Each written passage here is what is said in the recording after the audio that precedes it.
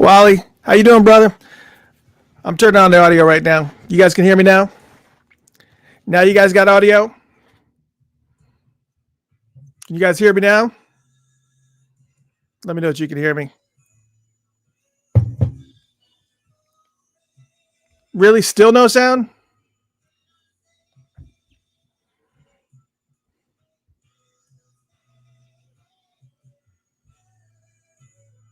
Yeah. All right. So we're back. Okay. Great. Yeah, I did have the mute button on here. See, we started out the show like this. This is perfect. This is fine. Loud and clear. What's going on? Wally, here you go, brother. I got your shirt on. Figured you'd be in the mix. Hope everybody's doing good. Yeah, we're going to be. Yes, it is wine night. Tonight, I went with Bootleggers wine. It's a red raspberry Moscato. It's a kind of a sweet drink. That's all I was in the mood for tonight. I just, it's all good. Hope everybody's doing well tonight. We got lots of cool funk news to talk about, as well as lots of music. Lots of music tonight. Lots of unreleased music tonight. The stuff that you've never heard. We'll also kind of get into the mix. Yes, Elena, the Grand Progression is in this mix. It actually is one of the tracks we will be talking about tonight. The Grand Progression is one of those songs that it seems like it should have been a song. It should have already been on an album. I have no idea. I just, anyways. Alfonso Starr in the house. What's going on, brother? My man, Alfonso. Love Alfonso. We got to hang out again, man. We've got to be in the same building. It's all good. Man, so many people to say hello to. I gotta scroll back up and say hello to everybody here. Wally, hello. Laura, hello. Lenny, of course. Hello. Oh, what's going on? Susie's in the house. Deborah's in the house. Purple Dove 7, what's going on? Amy, what's going on? Benici, thank you so much. John Frost, Big John Frost in the house. IG Will, I'm hoping that's how you pronounce your name. Rodney Fitzgerald, what's in the house? Rodney, you need me to move. You need me to move this laptop a little bit. There you go. All right. There, Rodney needed that. Rodney needed that ticket stub. Rodney needed that ticket stub in the frame because it just makes him feel better.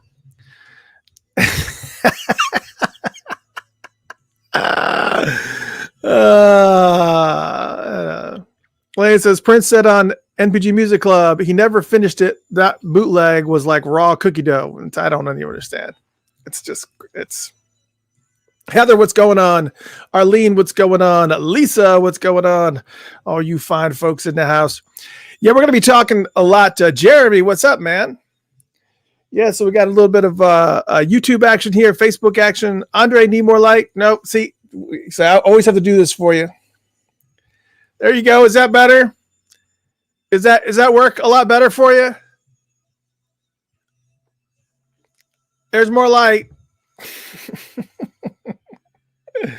I had to keep things down to a minimum tonight.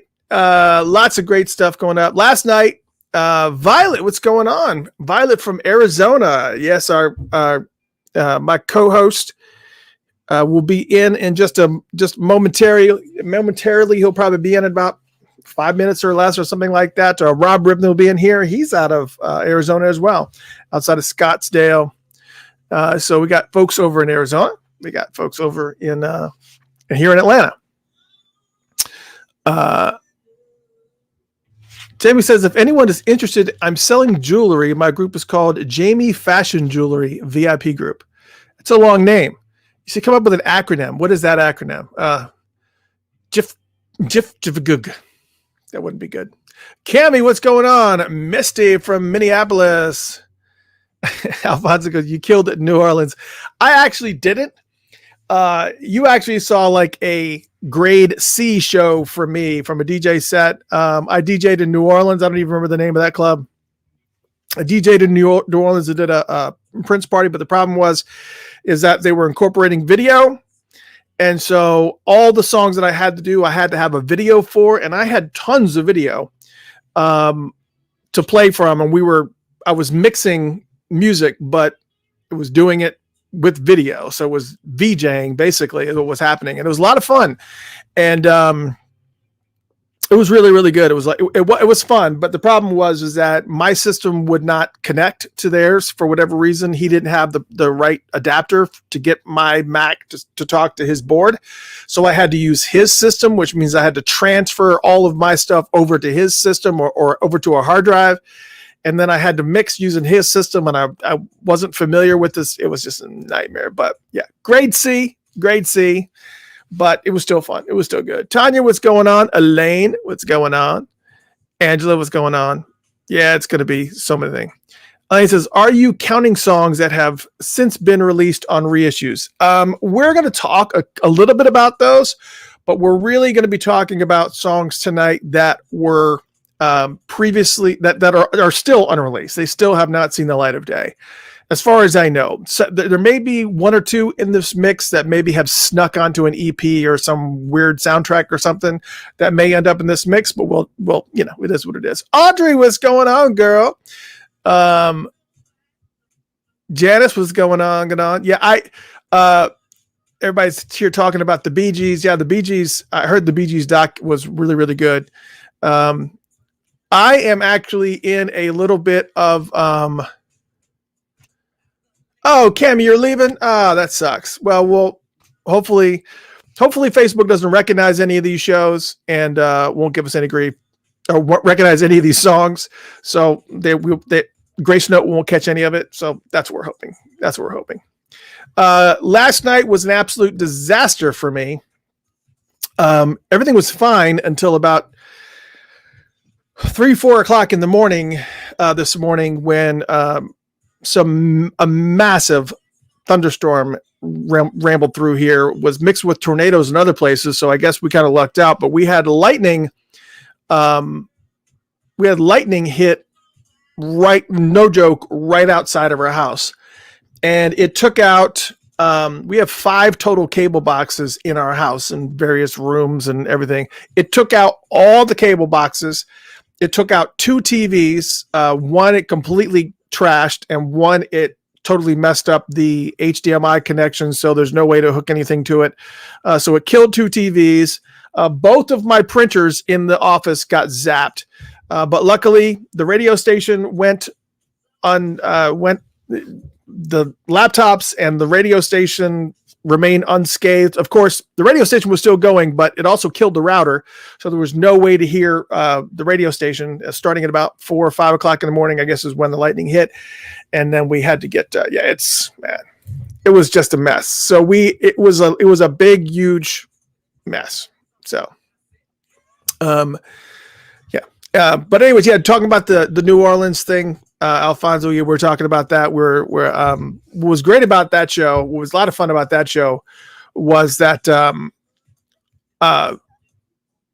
we had some special guests that came to that show. So while I'm doing all these mixes of videos and stuff, in walks Dr. Fink. Dr. Fink's there, and Owen Husney's there, and Chris is there. And so we've got all these people that were, part of the historic era of Prince. And they're like watching all these videos. And I heard from Matt Fink. He said, I haven't seen these videos. I haven't even seen most of these videos. I'm in some of these videos and I never even saw the finished product of some of these videos. So this was like an absolute blast from the past. So he was having a good time, and it was great. So it was all good. Angela said, and Alabama got pummeled and then it came through us, and then it pummeled us last night. And now it's on its way up the coast, up to New York, where it's about to dump 2 to 6 feet of snow, or 2 to 6 inches. I don't know what it is. It's about to drop a bunch of snow on New York. So this system just kind of came through and just went whoosh, and then went up the coast, and now it's about to dump on New York. So, I don't, Honey, what's going on? You want to talk about somebody who has some badass tattoos? Honey has the best Prince tattoos I've ever seen in my life. They're so unbelievably detailed, and it's just unreal. Honey, I wish that you could post pictures of your thing here, but it's can't. I don't know what there's some things you just simply just can't do. But anyways, Rob's here. So since we got a couple minutes, let me see if I can put these on and see if I can hear Rob. Rob, you there? I am here. What's up with you? Of course. Hold on. I can't hear you. Are you kidding me? Why would I have to hear you? Summon a bitch. Hold on. My microphone says it's working. Yeah, I can hear you now. Now the trick will be making sure that we can get you on the radio station and everything's all good there. So, right. Yeah, but that's good. I can hear you. That was not that much of a, that wasn't too painful. Less painful than the times before. Agreed. Yeah, that's right. So we were just talking about all the stuff that's was going on last night when I got slammed by this thunderstorm that took out a bunch of things. It took out 5 cable boxes, a router, 2 printers, and 2 TVs in my house. Damn. It just blasted everything. So, and I would have done, now most of the stuff,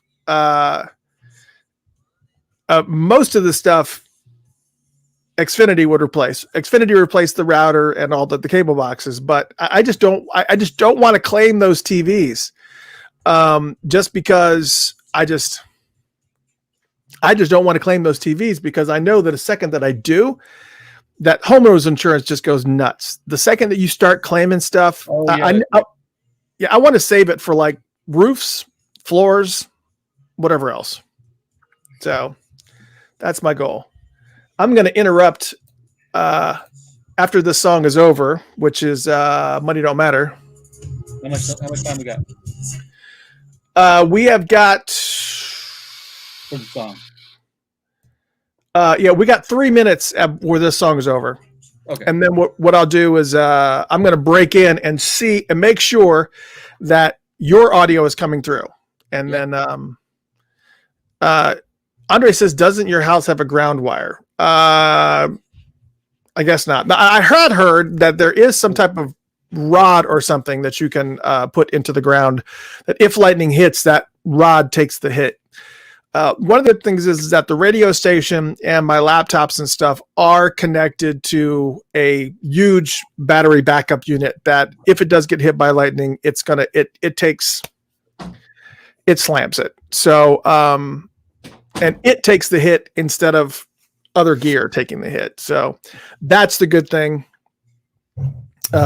is that luckily this battery backup is, the battery backup kept everything in order. Tonight, we're going to have some fun, man. We're going to have some fun tonight. We're going to be talking about Prince's unreleased music, some of his best unreleased music, and it's going to be a blast. And I am just, I don't need to invest in a generator. I don't need all that, because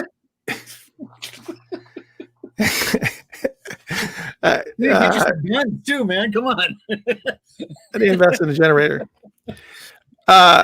Well, primarily because this battery backup, the battery backup that I have is actually keeps everything running. So even if all the power goes out, the radio station stays up for probably the better part of an hour in hopes that everything comes back on.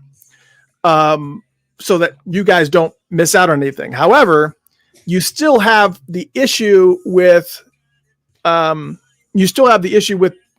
cable itself or the internet itself, because if there's no power outside to the actual wires or box that's out there, there's no way it can take this signal from the radio station and keep pushing it out. So I don't know what the answer is. Maybe they should buy a generator. Maybe that's what should happen. I don't know. It is wine night. I think if some of you have just joined us, it is wine night. I mentioned it. It is, we're doing Bootlegger's homemade red raspberry Moscato. It's basically It's the least manly drink that you probably can have outside of a Cosmo. So but that's stuff I love. You remember when Nicole used to give me shit about that? No, she used to give you shit about the Capri cigarettes you used to smoke. Those little. Hold on a second. Let's give a test online here and see. Right. Hold on a second. It's Mr. Christopher with the Funkatopia radio show, and I am coming through okay. I'm coming through loud and clear. Rob, what about you? I feel like I'm coming through great. However, I've heard sometimes that I am not a good judge of that. Am I coming through? You are actually coming through. However, you're not coming through that strong. So either you need to. I never did really come on very strong. So hold on. I was. So we need to sit closer to the laptop or like this. Would this be better? Can you hear me better now? You can a little bit, yeah. See, that's what sucks about not using the headphones is that the headphones pick me up real good. All right, well, we'll figure out how to boost that. At least we're actually getting signal from you now, so that is the most important part of this. So back to the music, and then we're going to play and then Funkatopia Live is coming at you immediately, and you're going to be able to enjoy Prince's greatest unreleased tracks. We're going to be not going to be playing them in their entirety, so don't get all excited, but we are going to be talking about quite a bit of them, plus on top of that, funk news and everything else. So right after this track right here, this is a little bit of on the Funkatopia radio show. You know you love this song. You know?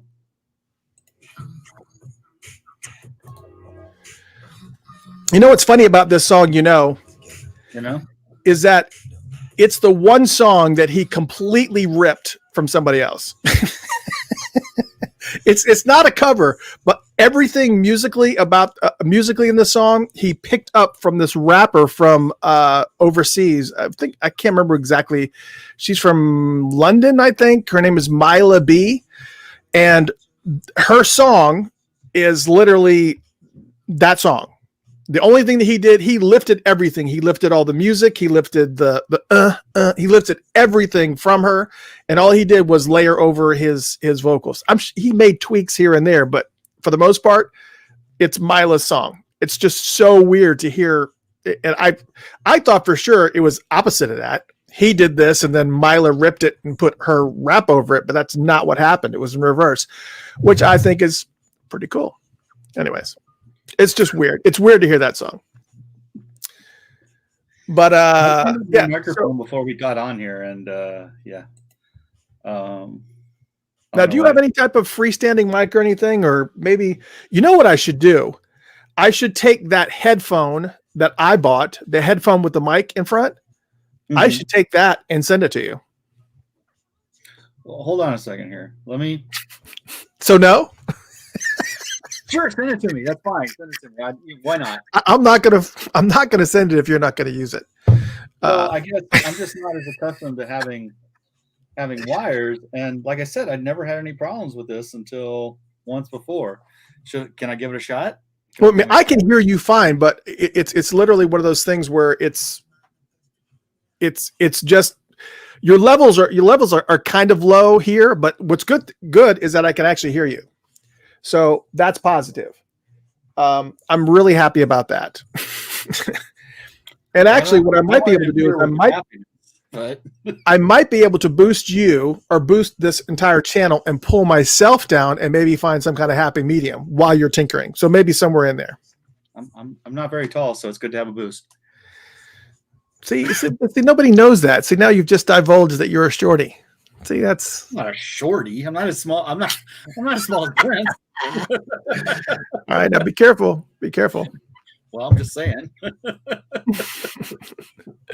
Lawrence says Rob has moonbeam levels, and he also said Prince never stole. You need to be slapped, honey. Shall we leave? Let me get the check. Get the check, my behind. How much money is I spending in this joint? You need to be slapped.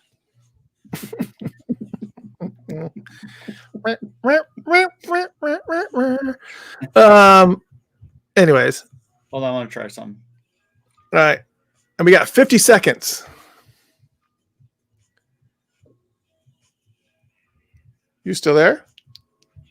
All right, can you hear me? Yeah, I can hear you. It's not. I can hear you, Yeah, you can hear me, but no, I but you can't hear me. can't hear you. Okay. So I you're going guess to do it's this really shit working. 30 All right, seconds before we go on air. Is that what's happening here? Okay. All right, so we're going online here. We're going live in 25 seconds. And tonight, for those of you just joining in, I'm sorry, this is a pre-show. You get a little bit of just hanging, just cutting up, whatever. We're going to be, but anyways, we're about to go live. So just enjoy yourself for a moment. And then we're going to start this whole thing. And here we go.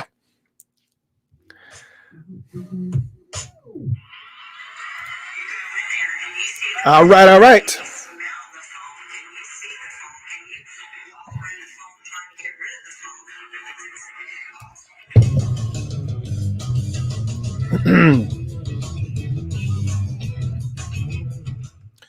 What's going on, everybody?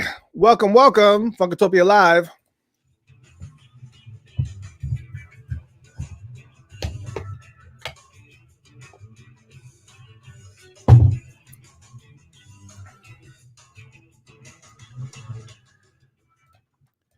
Funkatopia Live, it's Mr. Christopher with you right here with my co-host Rob Rhythm. How you doing today, buddy? Are you there? See now, see, he messed with something right before we went on. Can't hear you. All right. So I hope everybody's doing well. Again, this is Mr. Christopher, and my host, my co-host Rob Rhythm is going to figure out something with his laptop like we do every week. And hope everybody's doing good tonight. Tonight we're going to be having a good time. Tonight we're going to actually be talking about Prince's greatest unreleased tracks. Now we're not talking about tracks where I'm trying to say, I'm trying to figure the best way to put it. We're not talking about tracks that have found their ways on EPs. These are literal tracks that have found its way out into the ether, whether it's on YouTube, whether a variety of different places. It's all those different things. And these are songs that people haven't heard yet, have not actually been released. However, we are also going to be talking about just, random tracks that, ended up on maybe some of these super deluxe editions, like Super Deluxe of Sign of the Times, Super Deluxe of Purple Rain, some of these tracks that we haven't, that we didn't get to until now. And we're talking a little bit about those too, specific types of tracks. Rob, are you there? I think so. Can you hear me? What was that? Would you just go London on me? What was that? I was messing with you while you were talking, but you didn't notice. No, me on live. I can't let you mess me up anymore. I just can't. It's just I'm gonna actually mute me. Yeah, I'm going to pull myself down, and then I'm going to pull the channel up so we can get a little bit more of you in the mix. But yes, tonight is going to be a lot of fun. We are actually going to be, as I said, we're going to be talking about Prince's greatest unreleased tracks. Now, I'm not going to be playing tracks in their entirety, but yes, tonight we will actually be playing some cuts from some of these unreleased tracks. So I hope that you guys are ready. It's going to be a lot of fun, and man, I can't wait. And I know this is a lot of, next week, I think I've decided what I was going to do. While we were talking, Rob, we were talking before the show. Next week, we are going to be doing an album chat next week. Rob's schedule is tight, so I figured that's a great opportunity for me to do an album chat. So that way he can sit out. But next week, no interruptions. That's right. Next week, what do I do anyways? I just sit and just talk, and you don't say shit. I try. Next week, next Tuesday, we'll be doing, and this could be prefaced with, so we've already done a lot of album chats, right? We've done all of Prince's albums, every single one of Prince's albums. There's only two that we have not done, and that is Bria Valente and Third Eye Girl, Plectrum Electrum. So those two are ones that we have not done. So I'm doing an album chat next week, and I'm leaving it up to you to vote. You can do it now if you want to start doing it now, but we're probably going to put it on Facebook and let you guys vote. would you like for me to do an album chat for Third Eye Girl's Plectrum Electrum? Or would you like for me to do a album chat for The Times Pandemonium? It's up to you. Just you figure out which one you want me to talk about, which one you want to learn more about, which one you kind of want to dig into a little bit more and get the story of. And we'll just take it from there. It's going to be a lot of fun. I will let you guys decide which one it's going to be, Plectrum Electrum or Pandemonium. I pretty much got a feeling which way it's going to lean, but I don't know. It's, well, I'm actually surprised. The answers that we're actually getting here online are actually already wavering where I didn't think it would go. I didn't think that more people would vote for Plectrum Electrum than Pandemonium, to be totally honest. I just, Trish says both. See, Trish is greedy. She just says both. If you guys are on the radio station, welcome, welcome, welcome. You have the audio version of this show, but you're more than welcome to come in and enjoy the video version on Facebook, facebook.com/Funkatopia, or YouTube. Yep. Or YouTube, youtube.com/user/Funkatopians. I probably just I need to put up a shortcut on the website like Funkatopia.com/YouTube. And just when people go there, it just takes them to the YouTube channel. So you don't have one of those? No, I don't. Because our YouTube audience is growing a lot. It's getting up there, man. It's getting up there a lot. But, I think what's cool about Pandemonium, when you talk about these album chats, what's cool about Pandemonium is the fact that this was an album that really was the time trying to break away from being in Prince's shadow, but they did not succeed in doing that. Because I still remember hearing interviews with Jesse Johnson, and Jesse was talking about, Pandemonium is really it's about the time. It's a time thing, not a Prince thing, and it ended up being like 80% Prince. For the most part, there was a handful of tracks on there, but it doesn't matter. It's okay. It's cool. That's an option. The other thing with Plectrum Electrum is that a lot of people do not give credit where credit is due in regards to Third Eye Girl, because that band was sick. And we will talk about that some tonight, because I actually have quite a bit of unreleased tracks that we've been, tinkering around and listening to. And it was a lot of fun. And they had some amazing material. Plus, on top of that, this was also the debut of Lizzo, really, to be totally honest, in the worldview, because Lizzo was actually on the track Boy Trouble. And so Prince kind of kicked her out there. And the next thing she's exploding all over the world. I wish that he had been around to kind of see her level of success right now. But Prince was very, very instrumental in helping her get started. And that track Boy Trouble was really, really cool. I always thought it was one of the girls doing that until I actually read the credits, and I was like, oh, that's Lizzo. Oh, that's Lizzo. Yes, it was. It's great. So either way, I'm going to let you guys vote. We're going to put that album chat discussion on Facebook and let you guys vote it. You guys vote for whoever you want. We'll do a little bit of a thing. So, how was your weekend, Rob? Doing good? It's all right. I watched some football. I still can't. At some point, I'm going to sit down and just write down all the stupid things that announcers say. When you're running for a touchdown, when you're looking for a touchdown, it's a good thing to have the ball in your hand, or something stupid like that. There's always something crazy. I don't know. The guy who's catching the ball there, he's a wide receiver. He's a real wide receiver. I'm like, yeah, okay. I don't know what is going on with this is actually the expectation that I had as far as the two teams who I thought were going to be in the Super Bowl. This is exactly who I thought it was going to be. I'm not happy about it, but it does just go to show just how badass that Tom Brady actually is, even though I'm not a huge fan, because of the fact that I am a Falcons fan, because I'm in Atlanta, and also a Giants fan. But the Falcons part of it, that whole Super Bowl fiasco, really damaged.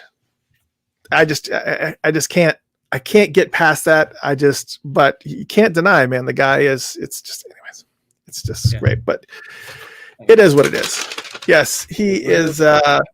Brian says Tom is the greatest of all time. Yeah. Hey, dude stepped away from how long was he with the Patriots? I don't want to talk about football, but he was with them for all the years, and then he got over, and now his first year with this brand new team, and he's able to take him to the Super Bowl his first year in. I mean, that was the expectation you have for the greatest of all time, and he met that expectation.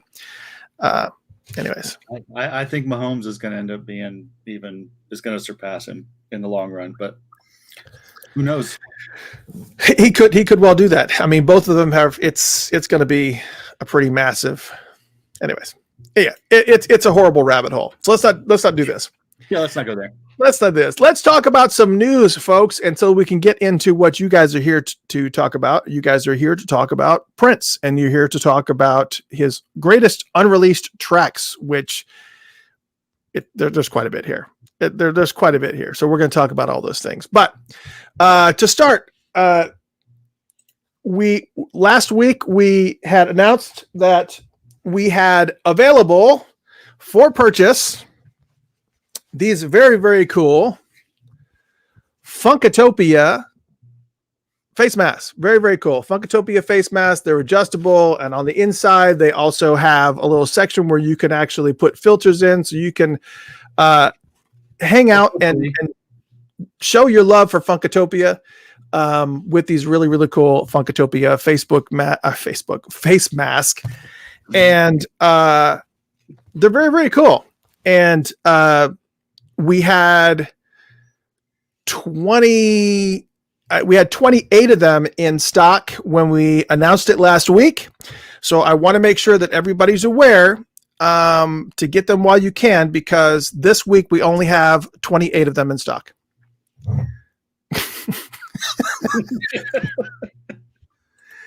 Yes, that's correct. Your numbers are correct. Nobody bought one. You were supposed to send me one. You could have 27. Well, and that's how it was. That was why it was 28. It was 30, and then I took one. That was 29. That was sending one to you. That's 28. So you had all these people that were begging and pleading that they had to have these masks. Like, oh, you got to get these masks. Oh, shit. Oh, dope. I got to have this mask. And nobody bought any mask. None at all. At all. So normally that's not the thing to come and brag about, but I just wanted to kind of make it known that it kind of sucks. There? Yeah, I'm still here. Are you still there? No, I mean that the masks are still there. Yes, it sucks that the masks are still. Also, what he did though is he did also create some t-shirts, some purple t-shirts with the Funkatopia logo on them. But these are not embroidered. These are actually, just like a regular graphic t-shirt. These are not embroidered. So these are actually less expensive than the embroidered ones, obviously, because everything that we have in stock on the store is embroidered. So it's actually really high quality. This isn't high quality. It's just different. And it's just got it's a graphic one. These will be up on there, but yeah, I mean, I was actually surprised that those face masks were still in stock. I don't know what's going on. Anyways, if you guys want them, order them, because it's just fucking order them. You said you wanted them, and now they're here. Order them, for God's sake. They're there. Holy shit. It's just crazy. There's only one person that has a goal. Just order them. Right. There's only one person that had an excuse, and that was my friend from Canada. Not you, Andre.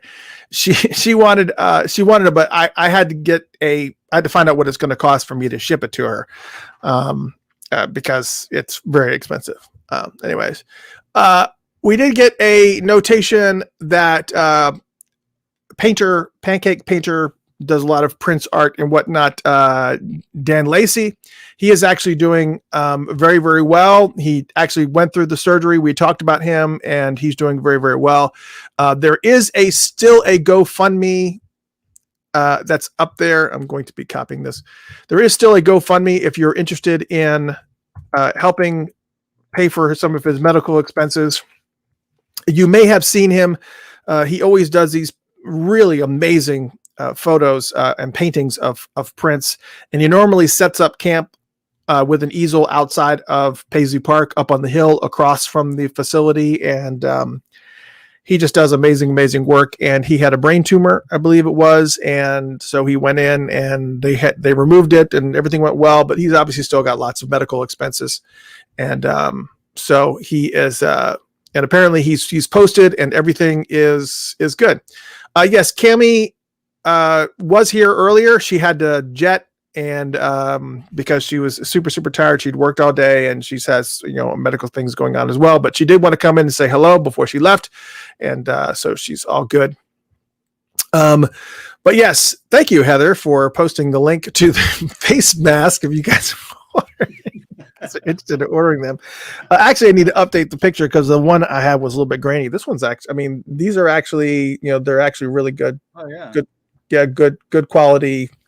So I took the one that was not great.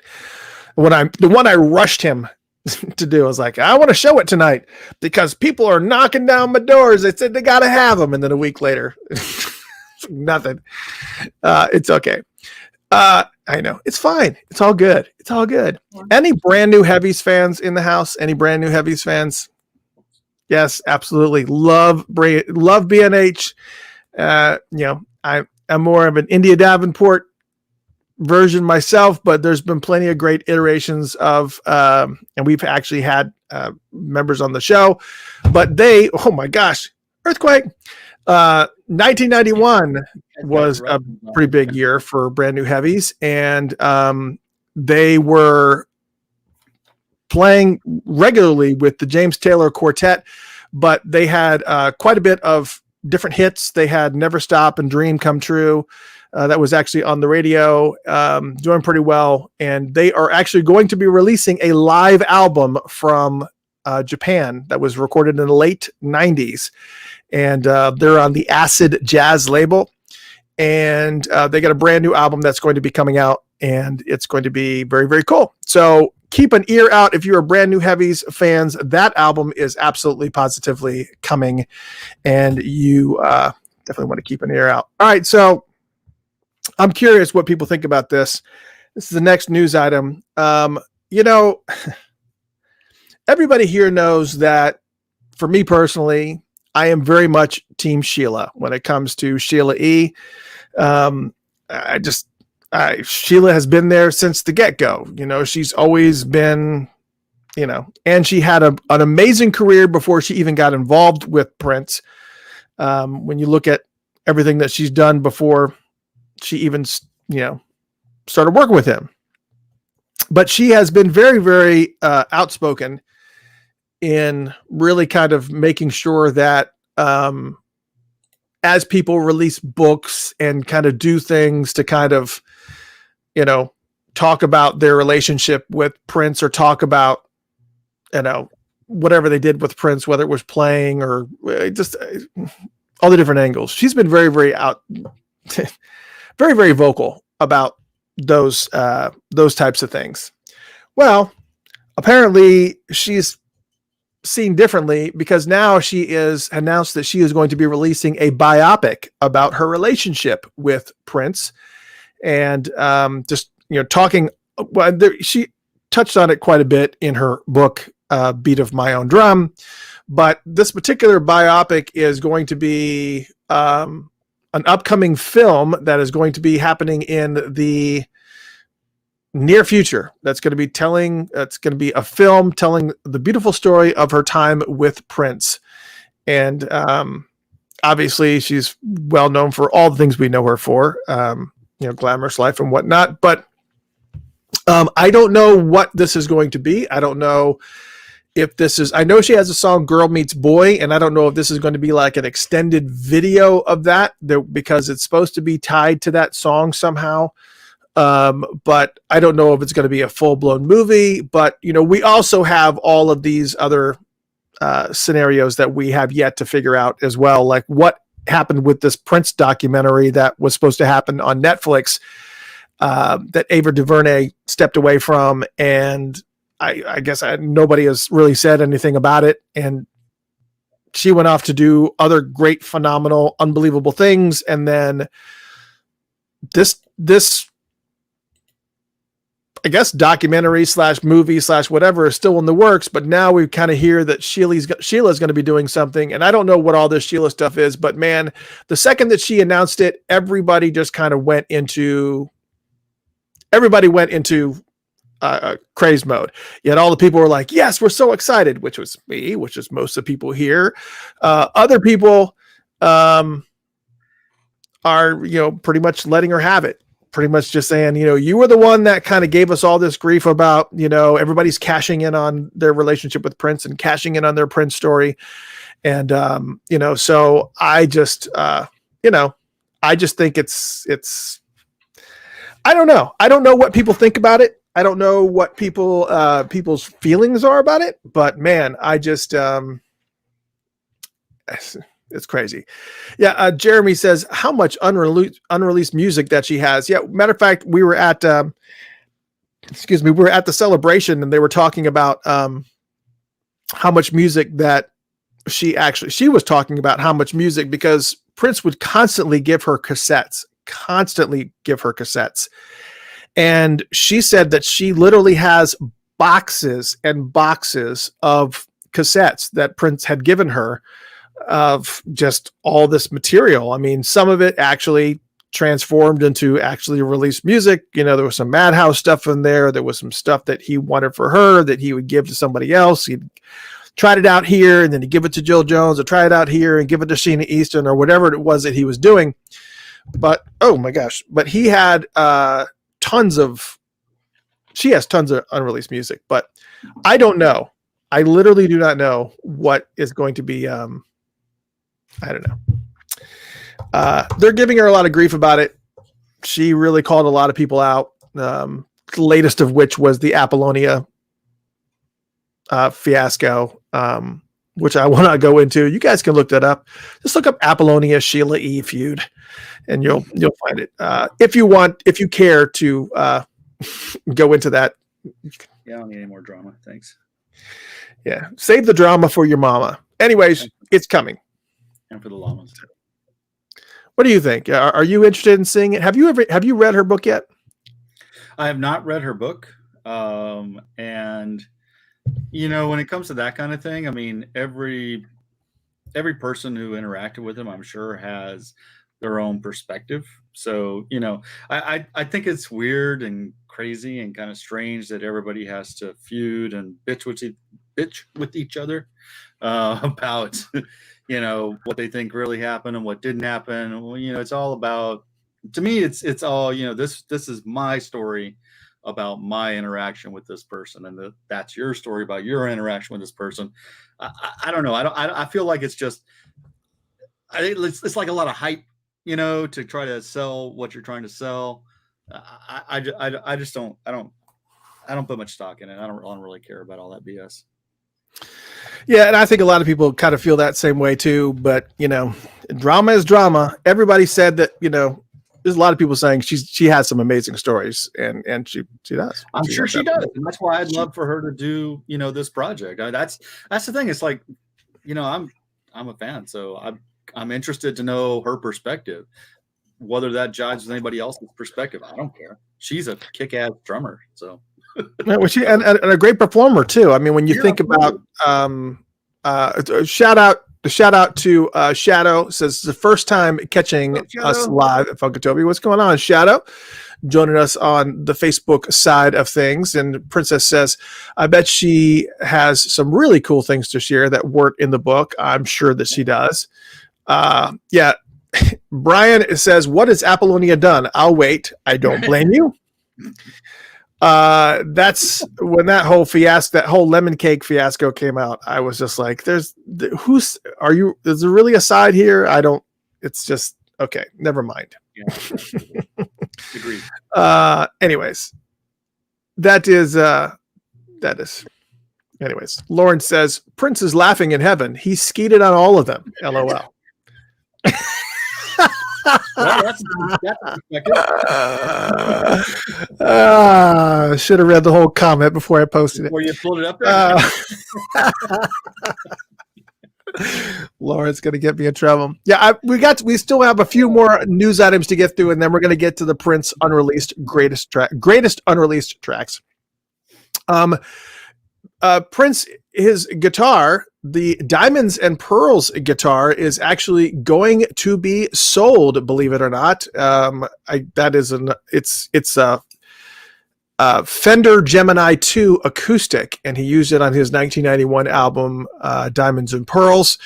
And it says a guitar used by Prince on a triple platinum album is to be sold at auction with an upper guide price. This is what the suggested MSRP is, whatever, of £80,000.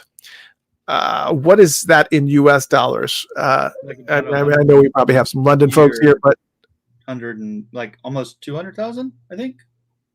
That's just, anyways. It says two brothers plan to sell the Fender Gemini 2 acoustic that he used on his Diamonds and Pearls album, which reached number 2 in the UK charts. And it is just one of those things. It says the brothers, who wished to remain anonymous, bought the instrument from American music producer Sylvia Massey, who worked as an engineer on the 1991 album. She had bought a selection of expensive guitars for Prince's use, but he selected her personal guitar, which would have cost about £150 brand new. Wow. So they got it off of her for £150, somewhere around that, and they're turning around and selling it for $80,000. That is definitely that's quite a good investment, I would say. I wish I could get that off my old drum kit. That's a hell of a return. Mine's gone down. That's quite a return for sure. That is oh my God. Anyways, whatever. Oh, I meant to show this to you guys last week. I got this last week, and after we got done doing the show, I said, I can't believe I didn't show this to you guys. I bought this and got this in the mail last week, and I wanted to show it. I'm gonna make myself big so everybody can see this here. I'll pull you back on, I promise. No, you get big. But I bought Sexy MF single that I got on Discogs, and oh my God. So I wanted to, again, for those of you who are on radio, you're not actually able to see this, but it looks really cool for those of you who are not on radio. Yeah, it's actually an album. It's a single for Sexy MF, and the album, the vinyl is shaped like the symbol. And for some reason, I don't know if this escaped me. I know the collectors are out there are going, how did you not know that existed? I don't know why I didn't know it existed. I had never seen it.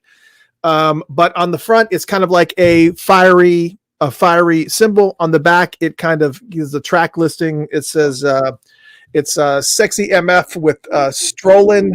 It's from the album Diamonds and Pearls, and it's very, very cool. And obviously, only the center of this is obviously playable. But it's pretty dope. It's very, very cool. And I guess I was looking at OfferUp. I don't know if anybody else uses OfferUp, but I just happened to be going through OfferUp, and some guy had this single framed in a purple velvet frame, and he was selling it for $100. And I was just like, wow, that's really intriguing. Dude, just sorry, I hate to jump in there. That was on the that was on the Love Symbol album. It wasn't on Diamonds and Pearls. Well, hold on a second. Sexy MF was. Were you talking about Strolling? No, I was talking about Sexy MF. Okay, yeah. Sorry. Yeah. No, and I was just reading verbatim what was on the back. Those two albums for me, and this could be this. I'm sure I'm not alone. Those two albums for me, run together. They very much. Really? If you wanted to give me a quiz on those two albums, that would be the section I would make the most mistakes. Is right there.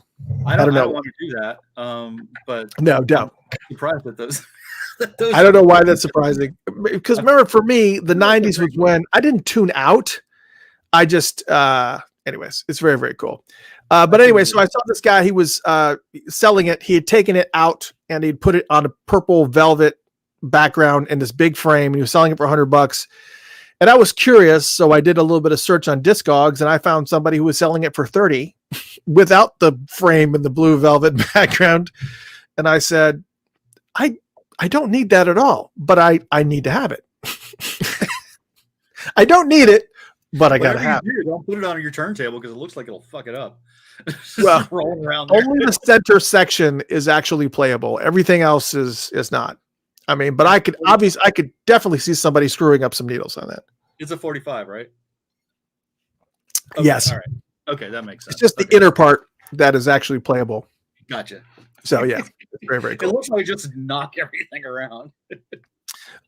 So, and let's talk about just a few extra things here that are coming up concert-wise. Yes, concert-wise. Well, online anyways.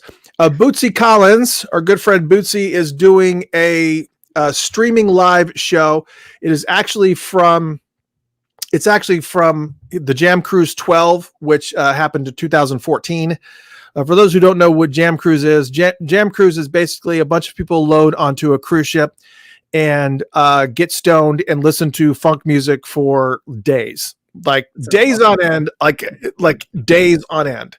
So literally and when I say this, it's not a joke. They do not give any room whatsoever for sleeping at all. The one Jam Cruise that I was going to go on, I had actually bought tickets for it, and I was just, something came up and I couldn't go, and it was a big, huge pain to get out of it. But I was looking at the schedule, and they had bands scheduled 24/7. Like there was no break. There was not, okay, here's the window where you sleep. It was like they literally expected you to stay. In order to catch everybody that you would possibly want to catch, you would have to stay up you'd have to stay up the whole entire time, the whole entire trip. And anyways, Bootsy was on one of these in 2014, Jam Cruise 12, and they're actually going to be replaying his broadcast, that concert on January 30th at 9 p.m. on Stage It. And absolutely cool. Go to Bootsy. I think it's the Boot Cave, thebootcave.com. If you want more information on this, is Stage It. But they're going to be playing that concert, and it's very, very cool, especially since he doesn't play anymore. He is no longer touring. So I was just, anyways. And also a couple Valentine's Day mentions. I know we're early on this, but you got to make your plans. First one of which is, just a quick mention, Paisley Park. Paisley Park has a Valentine's Day deal. And for any evening tours, February 12th through the 14th, and I'm sure this will book up quick, so it's probably good that you know it. If you plan to be in Minneapolis, February 12th through 14th, you can book it at Paisley Park, and they're going to be playing his best love tracks, Prince's, of course. Prince's best love tracks are going to be playing in the MPG Music Club Cafe, and basically you use the code FAM 2021, FAM 2021, and you'll save 20% on the Paisley Experience tickets. So if you do plan to go, you need to go. It's going to be cool, and it's going to be great. And then, of course, the last thing is, and then we're going to go into Prince's greatest unreleased tracks. It is, of course, Ready for the World. Actually, Melvin Riley and John Eaton from Ready for the World. They're going to be performing all those greatest hits that you know and love. They'll be playing Oh Sheila and Tonight and Love You Down. And it's a dance and romance Valentine's benefit concert. It will be happening Saturday, February 13th, 2021 at 9 p.m. Eastern Standard Time. It is pay-per-view, but of course they'll be playing all those hits. And if you're interested in that, tickets are on sale now at IamMelvinRiley.com. It was so much fun when he was on the show. It was a blast. Unreal. So, a couple Valentine's Day things. Okay. Is everybody ready now? I think we've got all the news out of the way. Funk news normally takes about 30 minutes of time, but yes, it's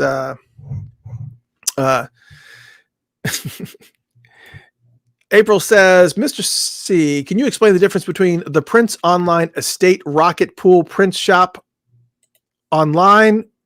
Is it Rocket in the US I'm getting confused. Does profits from Rocket Pool go to Prince Estate? Rocket now has Purple Rain, Purple Bath. Okay, all right. So here's what I know about the Rocket Pool print shop. It's online. I'm not aware that it's in the States. If I remember correctly, that Rocket Pool shop was in the UK, I believe. But essentially what it is a collector's haven. So everybody, all the collector's items that you could possibly want, they have all gathered into the store. It's in England, and they just have all types of merch there. Like, and they kind of get some of these things that you can't find anywhere. Like, they are the ones that kind of helped get those 2 cases of the War cassette, the cassette with the song "The War" on it. They're like one of the hubs for Prince collectors for sure. And very, very cool place. And I don't think they have a US version. No, I'm pretty sure the money does not go to the estate. This is a collector scenario. So if you collect it and you had it and you could either, sell it to them or whatever. I don't know. I don't know what the answer to that is. All I can tell you is I'm pretty sure it does not go to the state. And I don't think there's a US version of the Rocket Pool shop. If there is, I absolutely, positively want to know, because it's a very, very cool place. I know that Paisley 5 and Dime is a Facebook group that's run, that you can actually join. That there's a lot of collectors that come in and out and share all kinds of stuff. Not share, sell all kinds of stuff to each other, and legit merchandise too. They're very, very particular about making sure that it's actually legitimate merchandise. But that is it. Okay, so let's talk, shall we? Let's talk about what everybody is here to talk about, which is the topic for tonight, which is Prince's greatest unreleased tracks. Now, here's what I can tell you that is going to be on the docket for this evening. The first thing is we're going to be talking about specifically about tracks that have not seen the light of day yet. They have seen the light of day on YouTube. You can, they're out there floating around. We've have tons of different ways that you can get these quote unquote bootlegs or whatever. But there's so much good, great music that's out there. And many people have not heard a lot of this stuff. And there's just so much music. It's just so much out there. And even if you go to Prince Vault or someplace and you look at the huge A to Z list of tracks that he's written, there's like hundreds of songs you've never heard of in your entire life. And eventually they will see the light of day. So we're going to talk about those. But we're also going to be talking about songs that were unreleased and then did get released, either via Super Deluxe editions of albums like we just had with Sign of the Times that included almost 4 dozen unreleased tracks. And these were not even remixes and stuff. We're not talking about, oh my God, if you included remixes of songs, it's just impossible. It's just not possible. Well, Prince does go a little remix crazy sometimes. Well, I think he's just trying to particularly find the perfect version of what he wants. I mean, because you heard so many drastic versions of songs. Like one of the tracks that we'll be talking about tonight is 1,000 Hugs and Kisses. Well, that was released on Phase 1. However, the original version of that song is very different from what was actually released. Yeah. And then, of course, we also have Love, which was a really funky track that we'll be talking about tonight that has an acoustic version that is pretty different. So I think that lots of good stuff to talk about here. But we do also want to make sure that if there are songs that you would like to talk about, just let us know in the chat area and let us know we'll tell you what we think about certain tracks that got an official release. For sure. I mean, Crystal Ball is a perfect example. Some of the ones that I would think that got official releases and really was totally, not necessarily completely different, but it was just, there's a lot of things that were very different. Crystal Ball was had about a minute shaved off of it. They took out a lot of dialogue in there. And everything goes black. There's a lot of things they took out that should have been in there. Eggplant's probably a really good example of a song that had a lot of different parts to it. There was a whole entire dialogue that was smack in the middle of that song. And I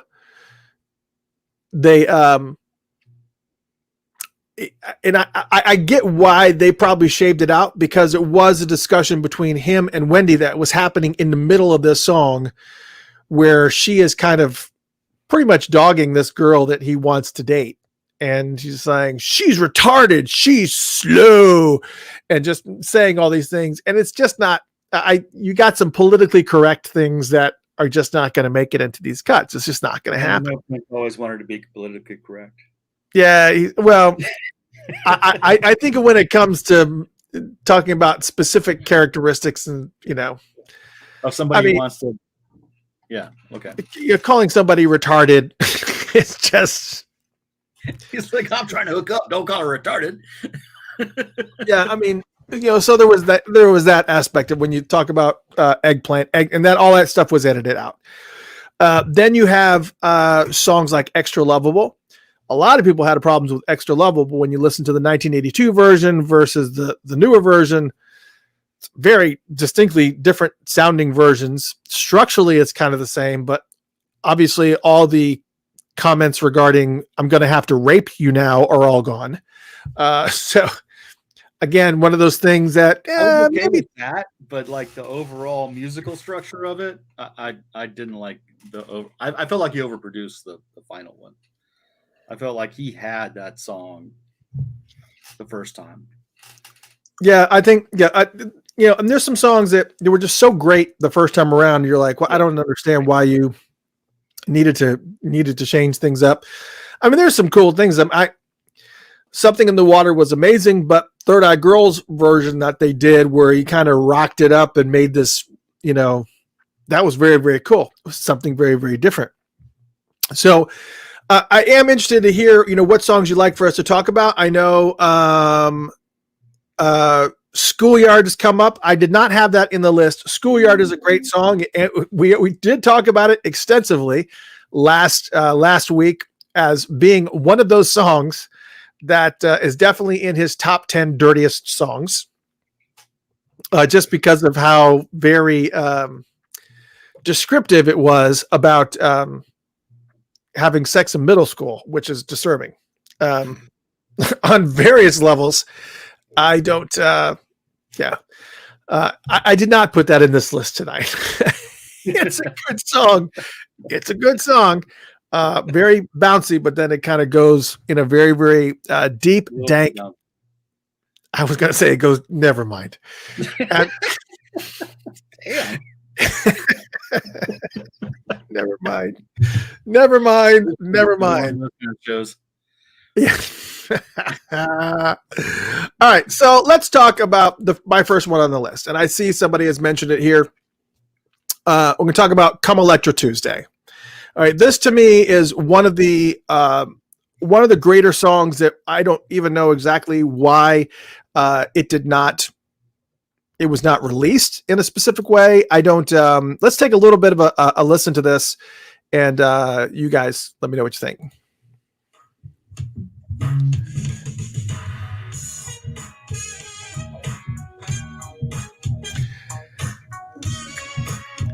Obviously, for you guys that are on here, it's probably better to have the app running at the same time so that you can actually hear like this version. Cleaner. Don't tell them how to do it, man. Just let them do it the way they want to do it.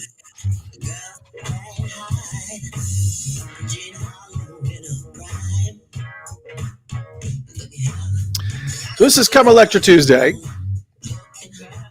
Great track, by the way.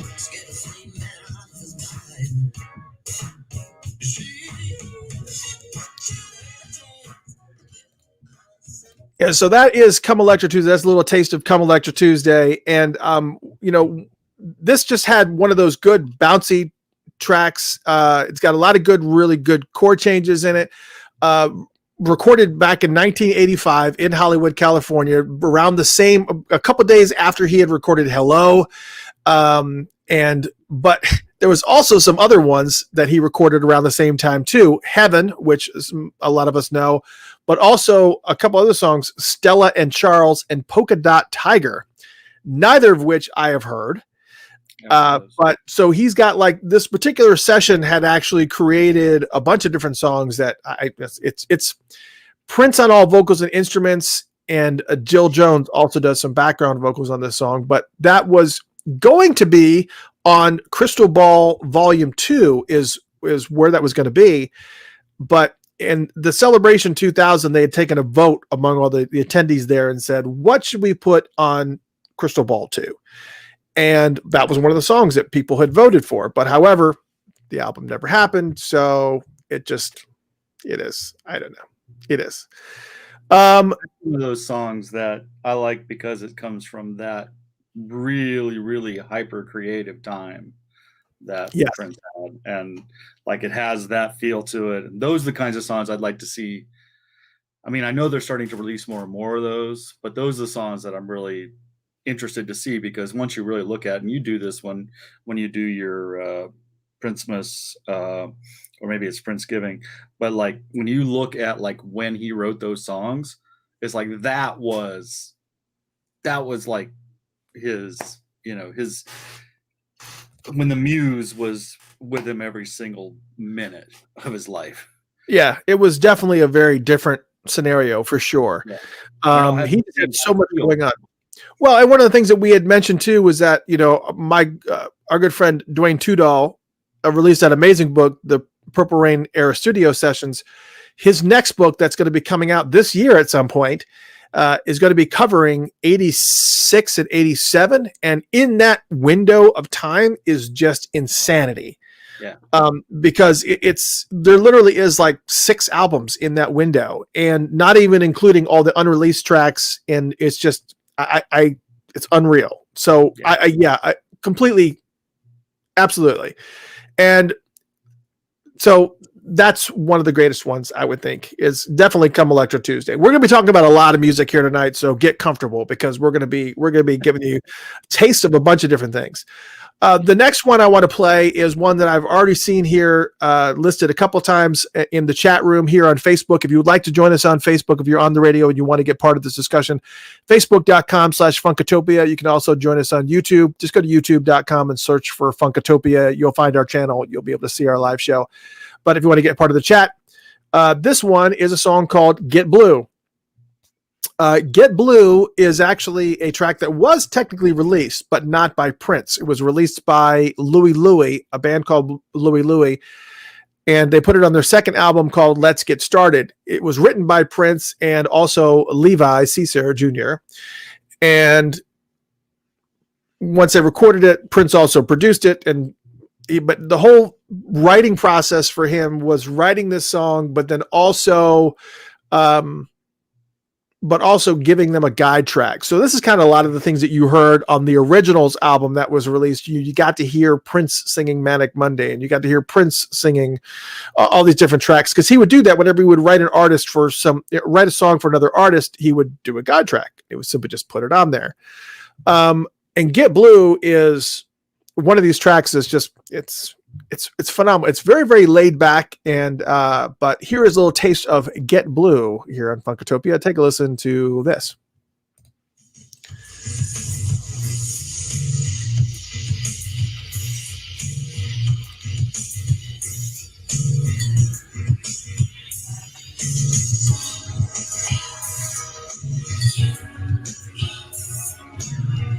And absolutely, I would suggest that you start the Funkatopia app or listen on Funkatopia.com, because then you're going to be able to hear these songs a lot clearer than you are here on Facebook or YouTube. So maybe have the app going at the same time, because it would just help hear some of this, help it hear clear. We have some Facebook issues. So does everybody. Of course, I don't recognize these songs, so it's not that big of a deal.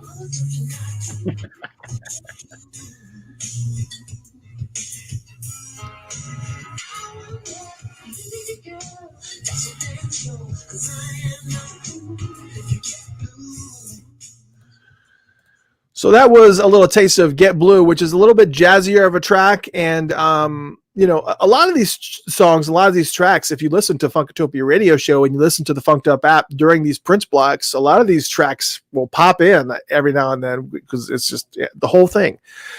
If you are listening on Facebook and YouTube, as I mentioned, it's you should have the app or listen on funkatopia.com, listen at the same time, because that way you can kind of give a little bit of you can get these songs, hear them a little bit clearer. And on top of that, once we close out this show tonight, I'm going to be taking a bunch of these songs and I'm going to be putting them and just playing them back to back to back to back. So just in their entirety. So you can kind of join. But that's a great song. It's called Get Blue. Again, technically it was released. It was on Louis' second album, Let's Get Started. Great track. On this, it was just it was the Steels doing background vocals, and it was Prince on all vocals and instruments, which, you know, that's normal, right? It's always Prince. It's always Prince. Anyways, there is there's another one that kept coming up, and I want to play this one just because I don't understand. I guess I don't understand how it is how this unreleased track. It seems like it's had a life of its own, and that it should have been.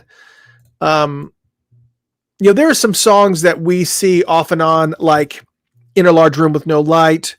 There's like a lot of different tracks that we've heard for years and years and years. And then when they finally officially release them, you're like, that sounds exactly like what I've been listening to for years and years.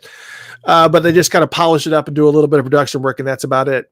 This particular song, I guess I can't wrap my head around why it's never been released. And this is the same way it is with a majority of these songs that are here. This particular song is The Grand Progression. And The Grand Progression definitely falls into one of these categories where, again, written right in that smack of that insanity, recorded in 1987.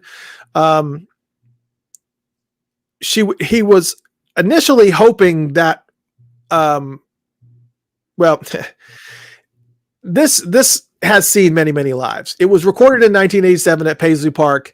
It was originally, I guess, supposed to land on the Graffiti Bridge soundtrack, and it did not.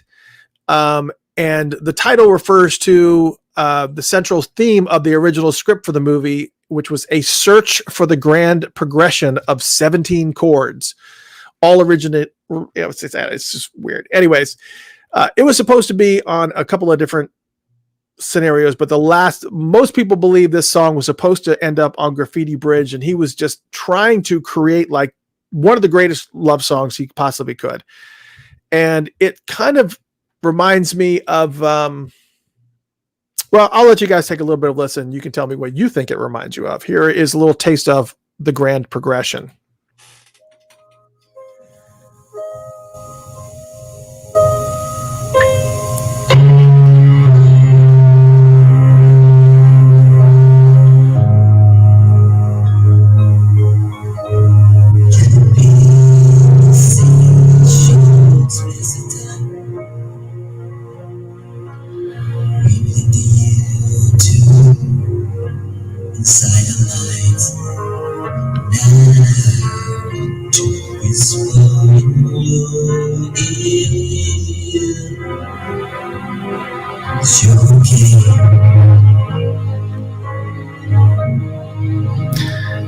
It's a little bit of everything here.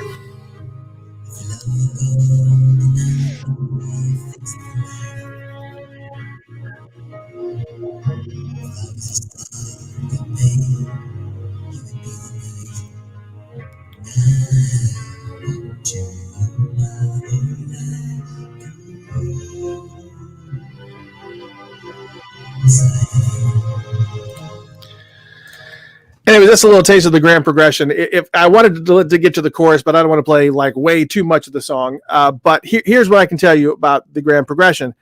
It kind of reminds me of what was the last song that was released on Sign of the Times that they just had? Gosh, I have it behind me. I could just look. It was a ballad. Obviously, it was a ballad, but I was trying to remember what it reminded me of. The one that he did with Lisa, and he was talking in the studio. I was gonna Power Fantastic. So it almost reminds me very much of Power Fantastic when it starts to get into it. Different chords, obviously, different chord structure, different setup, but it still seemed like every time I hear that song, I think to myself, surely that's been released somewhere.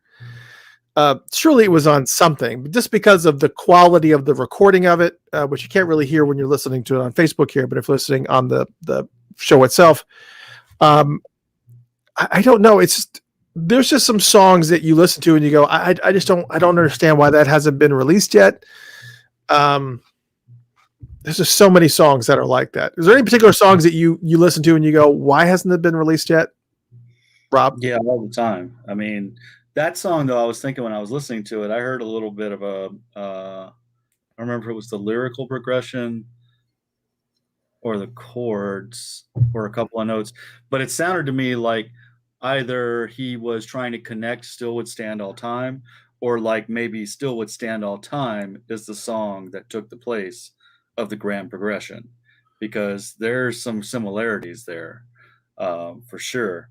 As far as songs that, in my mind, that should be released, I mean, I always go back to Witness. That's always that's always one of my favorite songs. Every time I listen to it, I'm like, now that has seen the light of day, and not only has Witness for the Prosecution been seen the light of day, but they also released like 3 different versions of it. 3 different versions of it, right? Yeah. Yeah, so that's another one of those songs where it's just like shocking. It's just like, I don't know why. That's just crazy to me. I don't understand.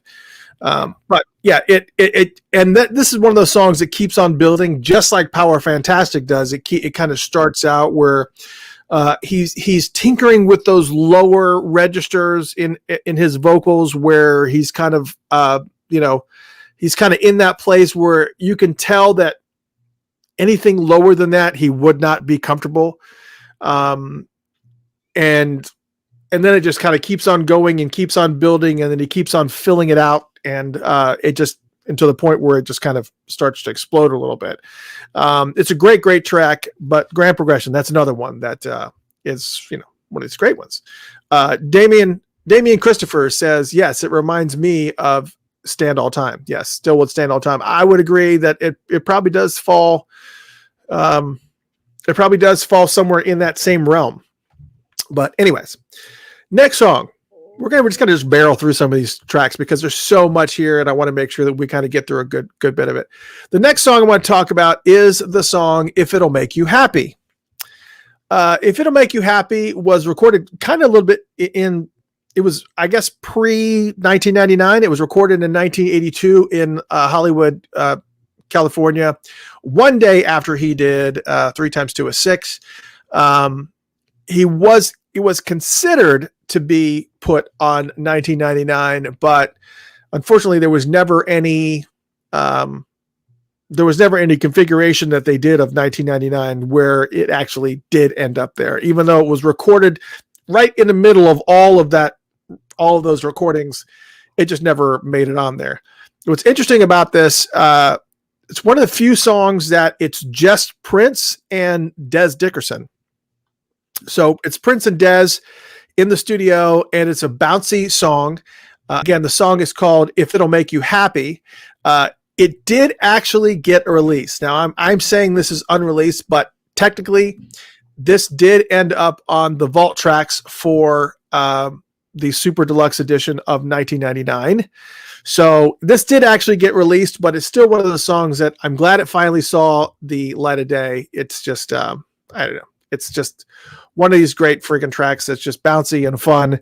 Here's a little taste of It'll Make You Happy. And again, you've probably heard this on Super Deluxe 1999. If you haven't, if you don't have that, here's a little taste of that anyways.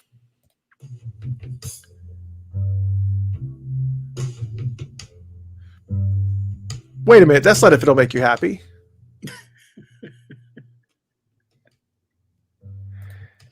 Hold on a second. That song is mislabeled. I believe. I don't know. Is it? I don't know. Maybe, I don't know. Hold on a second. Oh, I keep on stopping it. I don't mean to press that button. We're going to let it play a little bit. Let's just let it play a little bit. What the hell?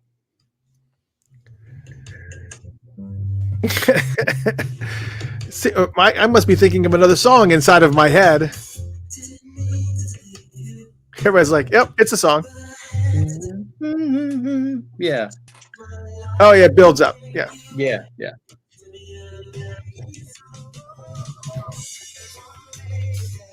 There he goes. All right.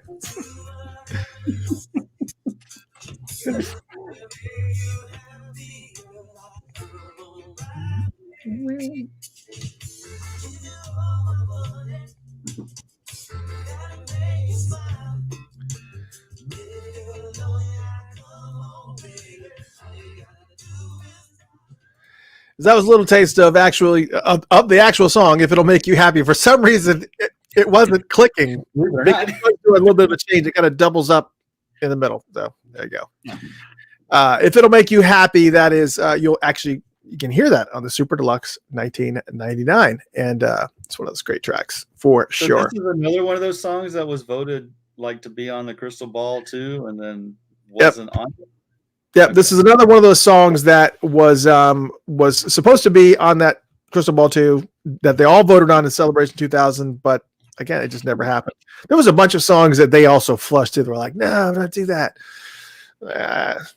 People are nuts. Anyways. All right, next song in the list is Kiss Me Quick. Another great track. One of my this is one of these songs I heard and were like, how did I never hear this? This is amazing. Unreleased track, obviously. It was recorded in Minnesota, in Edina, actually, at Prince's France Avenue home studio. And it's just Prince on all vocals and instruments. And it's an upbeat pop disco track, kind of along the lines of, I guess, For You and Prince. But this was recorded. Now, this is the reason why it kind of sounds it in there, because this song is from 1979. So it was actually done quite a long time ago, 1979. So here's a little taste of Kiss Me Quick, another of one of the greatest unreleased Prince tracks out there. Here it is, a little taste for you.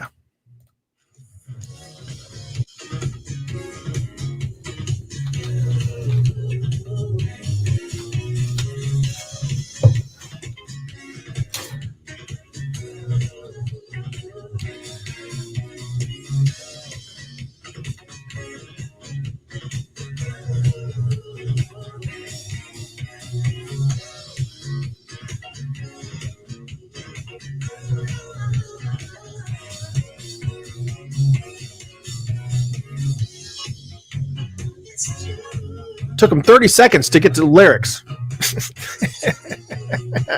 He's got a lot of instruments to play, man.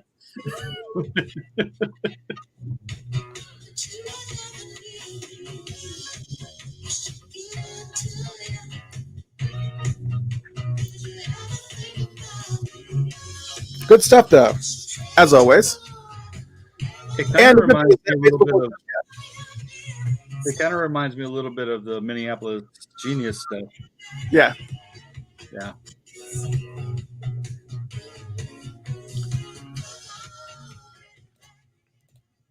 And that was a little taste of Kiss Me Quick, recorded back in 1979. Yeah, I would absolutely. I agree that it's, for those who are listening on the Facebook show, this is one of those tracks where it should have been, I don't know, it should have been on something. I want to say that there was a version of Minneapolis Genius, because there was like about, between 94 East and Minneapolis Genius and all that stuff was out, there was like about 5 different versions of that friggin' album.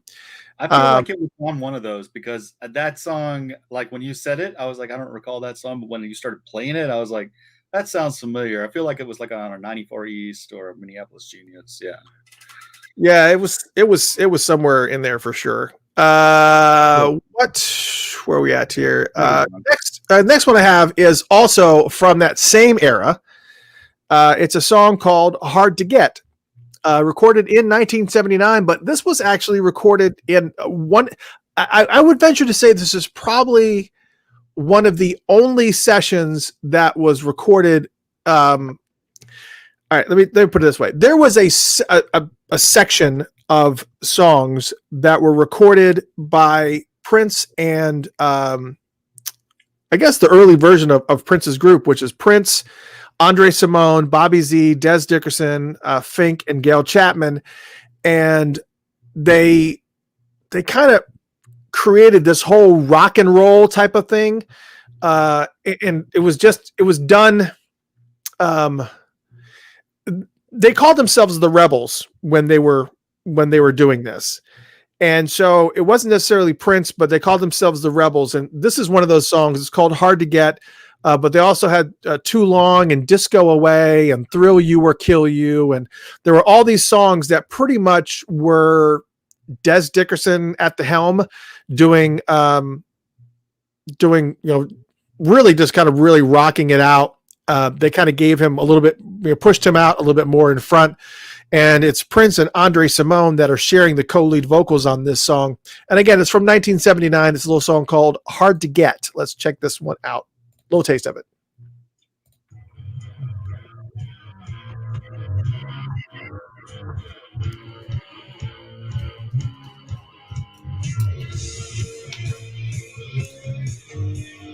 Oh.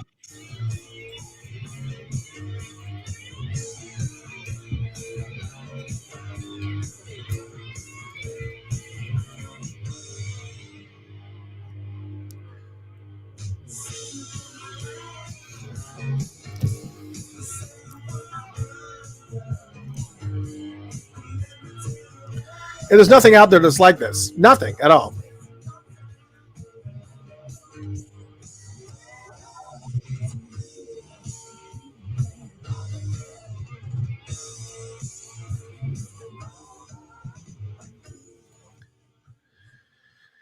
And that is a little taste of Hard to Get, which is pretty much this rock group that they had put together called the Rebels. And again, it was Prince on the vocals and a lot of instrumentation. Obviously, Andre Simone is there playing bass guitar and doing some vocals. It's Bobby Z on drums and Des Dickerson on guitar, Fink on keyboards, and also Gail Chapman on keyboards. And Prince did re-record this song in 1981.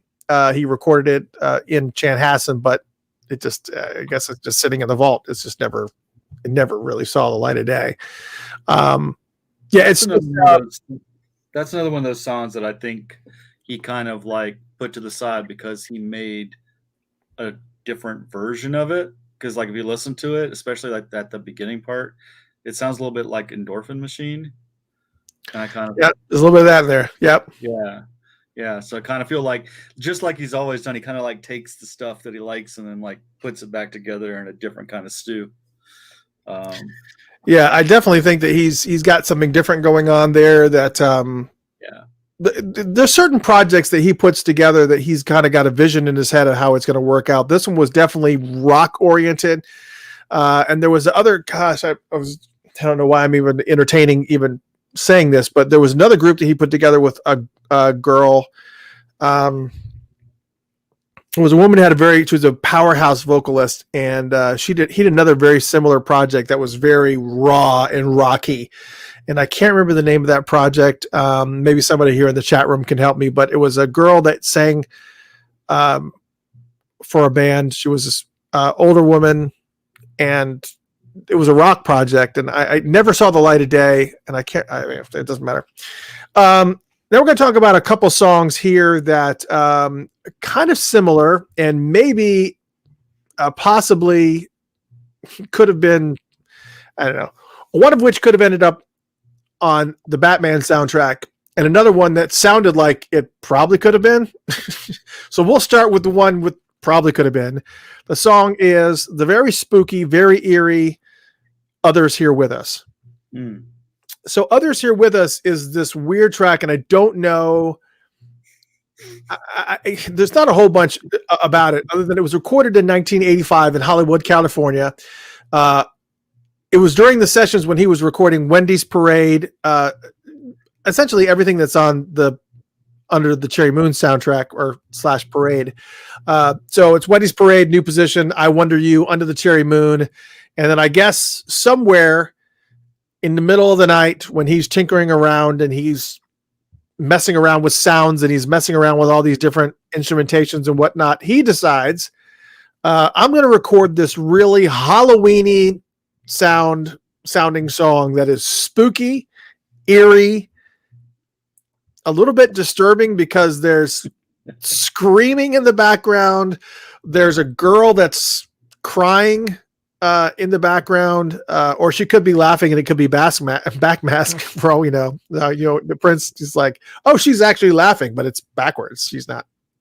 Yeah. So there's like a bunch of really disturbing sounds and screeches and stuff that's going on. A perfect Halloween soundtrack for sure. One that I can see why it was never released, but it's still a great track. But I can honestly see why it never was released because I could not imagine it fitting anywhere. And I think of every album that he's not on Parade. I think of every album that he's absolutely not Parade.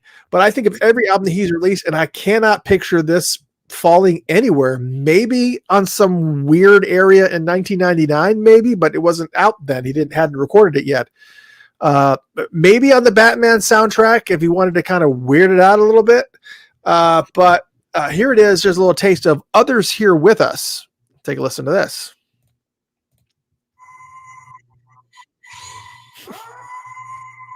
And werewolves. We can't forget about the werewolves.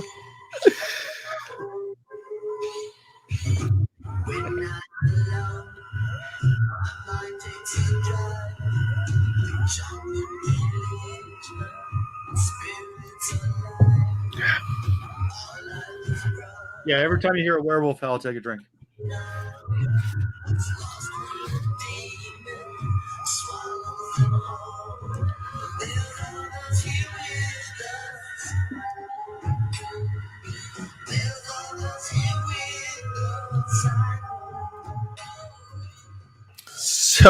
So that was a little taste of Others Here With Us. It's just a strange, really spooky type of thing. This is one of those songs where you take somebody that you really, really don't like, you chop off their hands and your feet, and you chain them to a gravestone, and you blast this in their face. Oh. It's good to know that there's a place for the song. Thank you. I don't know. I don't know. It's not like one of these. It's not like one of the songs where you hear it and you go, "Oh, man, this is my jam." It's just. It's just. It feels like this could have gone. I was thinking it feels like this could have gone on the Black album, right after taking that person and strapping them to a chair to make funny faces till you get real scared. So. Then you really get scared, I guess, if you're chopping their shit off. Yeah, and one of them is, and this was one of the songs that was chosen from the Celebration folks to be on Crystal Ball 2. Weird. Did that one win? I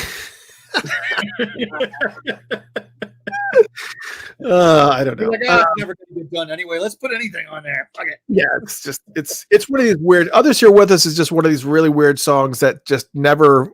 I don't think it would have ever found a home. It had to be a very, very specific type of theme or something going on. I don't know what.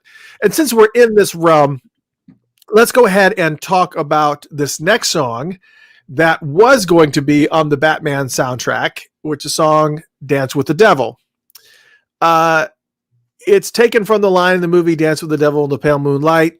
And it's, I guess the primary reason why he felt like he wanted to, he did not want to put it on the Batman soundtrack is because he felt like it was making the whole entire soundtrack too dark.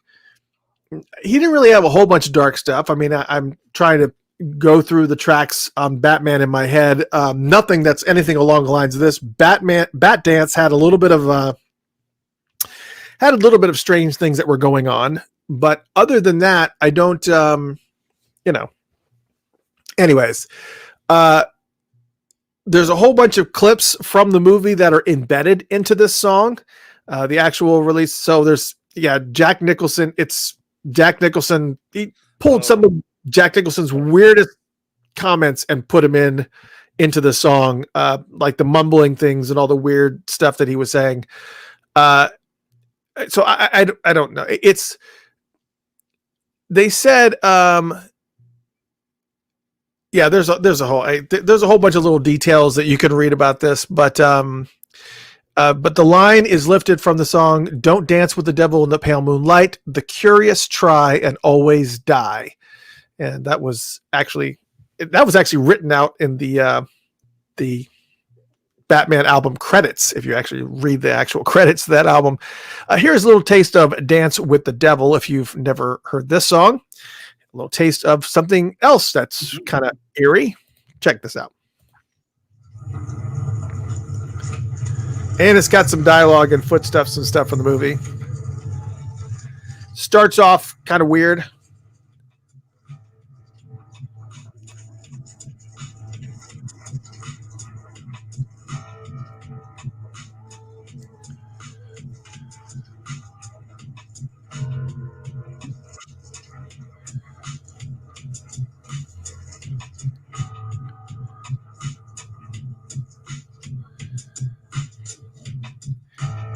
And I just realized it's probably going to get like a minute worth of this before he actually starts singing.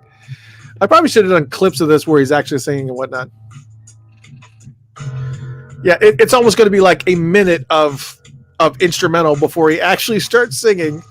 All right, I think he starts here. I think I could be wrong. I'm wrong.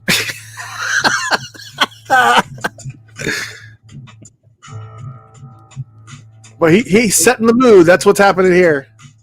It goes well with Others Are With Us, I'll tell you that.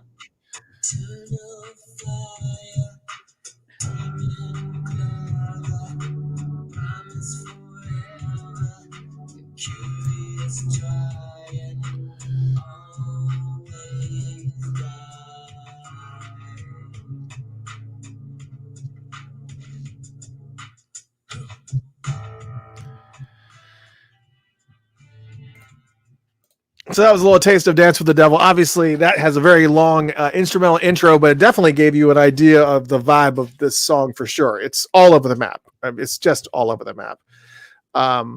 It's just, it definitely fits in, as Monique was saying here, it definitely fits in on one of those alternate early versions of Scandalous. Yes, there were. They actually did a whole EP on all that. A bunch of them. Yeah. There's a Scandalous sex suite. Monica, I'm sorry, I said Monique, it's Monica. Monica, there is like the whole Scandalous sex suite. Just that alone has a gazillion different versions of Scandalous. Plus, there's also even weirder versions of Scandalous. A whole entire album of him and Kim Basinger in the studio doing stuff, a bunch of stuff. And they recorded it all audio wise. And there's a lot of stuff, a lot of weird stuff going on. But Scandalous, yes, Scandalous is one of those songs that has at least 36 remixes and different things, and it's crazy. LAW's in the house. What's going on, brother? Lawrence Worrell's in the house. What's going on, big brother? What's up, Law? Yeah, what's up, Law? So we've got lots of great. We still got tons more tracks to talk about. So I hope you guys are comfortable because I'm going to start kind of going a little bit quicker. but I do want to kind of While, give while, you notes. while Law's on, since we were just talking about Law, he was talking about "I'm Yours" from For You, and I just re-listening to that the other day. He's right, that song kicks ass. Oh yeah, absolutely. "I'm It's Yours," yeah. when we're dancing close and slow, there's like some songs that you listen to and you're like, I don't know, maybe I didn't pay attention to this song that much the first time I heard it, but it's like, good Lord, what the heck? Yeah, I'd forgotten about that song. I re-listened to it, I was like, damn. It's all over the place. I want to skip around a little bit. I know I've got like tons that are in here, but I kind of want to, I want to bounce down to, we were talking about Third Eye Girl. As I mentioned, next week I may possibly be doing the album chat for Plectrum Electrum. The reason why I hadn't done it yet was because of the fact that I wanted to get, either Ida or Donna or one of them to come onto the show and actually walk us through some of these tracks and some of the stuff that was actually going on. That was always my thought in why I had avoided doing the album chat for that. Same thing with Bria Valente's album. But there was a period of time before Plectrum Electrum came out where Prince kind of was actively involved in social media, or he had people at the helm who were, and he would set up a camera that was like pointed at the floor, maybe his shoe, or maybe a corner of a soundboard, or maybe it was like pointed at the wall and you could see like a candle light flickering on the wall or something. And they would do these little jam sessions in the studio. And that's all they would do. They would just sit and just do jam sessions. They were just one song after another, just pumping them out one after the other. And it was just fantastic. Yeah. And it was also one of the reasons why, and I've told this story before, it was one of the reasons why Prince went dark on me for 2 months after, well, it wasn't 2 months, it was about a month, which felt like eternity. When I only gave Plectrum Electrum 4 out of 5 afros.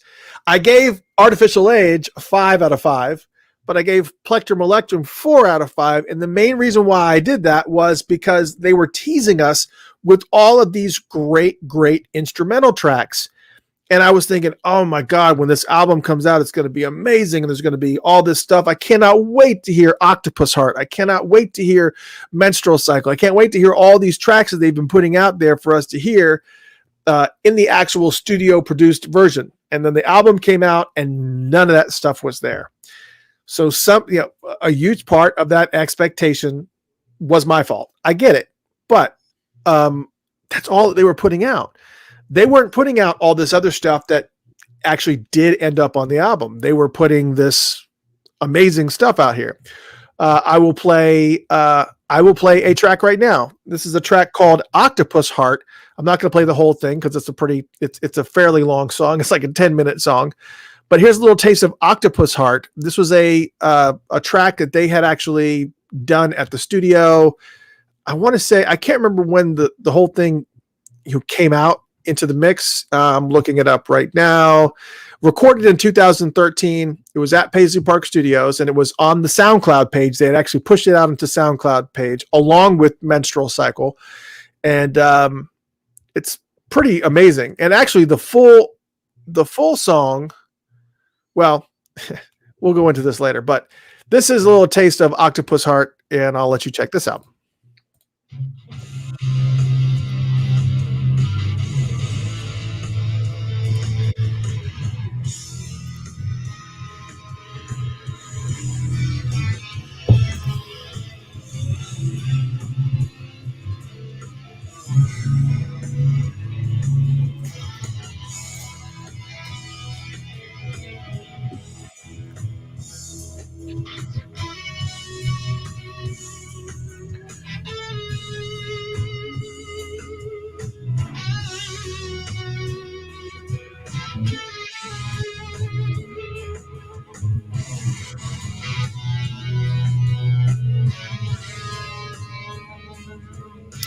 It's actually great that Facebook does not recognize these songs.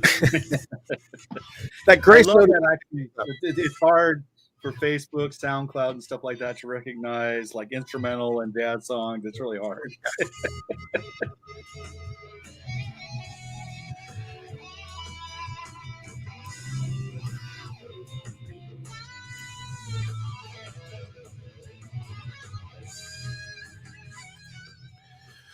So that was a little taste of Octopus Heart. And let me just tell you, if you really like Octopus Heart and you really liked, that and Menstrual Cycle and these other tracks that they actually released, I would tell you that you absolutely positively have to pick up Donna Grantis's album.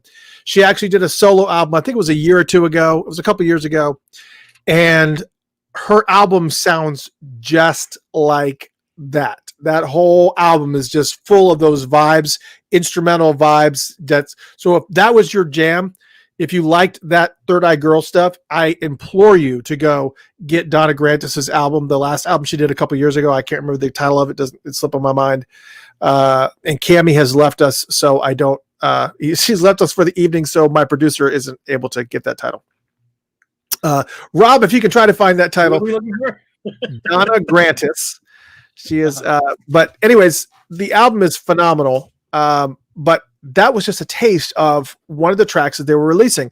And then I started finding all these other tracks that people kind of had put here and there. I keep seeing these questions come up online. People were saying, well, these are unreleased. How are we even getting them? I can't remember who asked that question. I think it was Elena or somebody. Here's the thing. A lot of these tracks were actually put online at one point in time. Like that particular track was put online by Prince for free on either SoundCloud, or he puts them up on YouTube, and then people capture them and they download them and they keep them.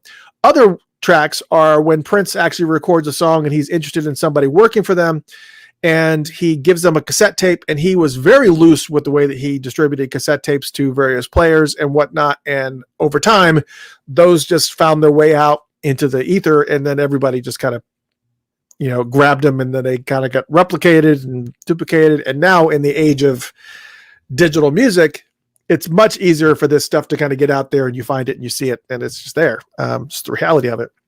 Here's another track from that Third Eye Girl era that is called Midnight Blues. And it's probably one of my, thank you very much. All right, so, yes, that is actually it. Diamonds and Dynamite is actually the name of the album from Donna Grantis.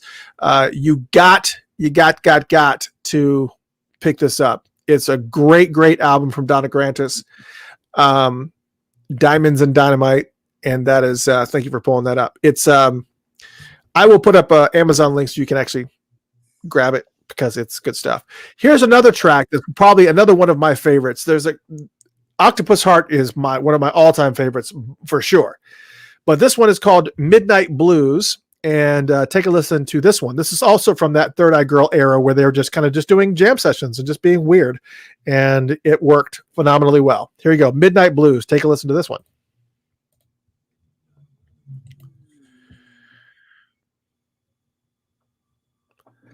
It kind of fades in.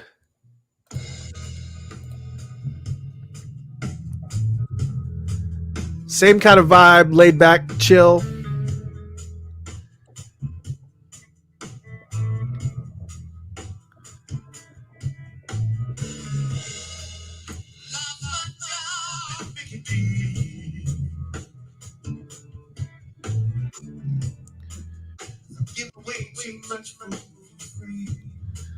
Those are obviously lyrics from Plectrum Electrum. In a very different environment.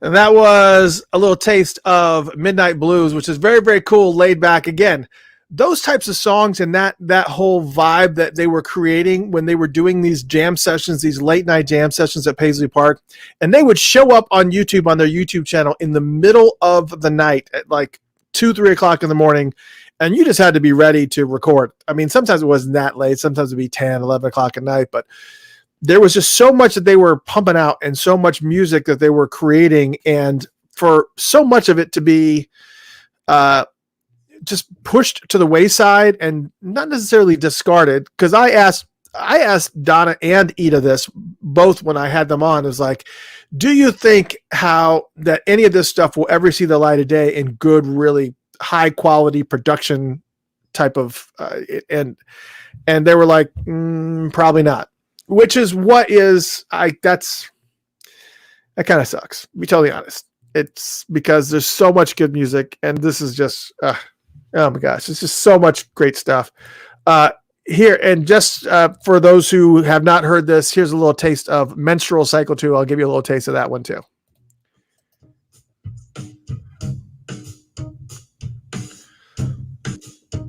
Just jam sessions is all it is.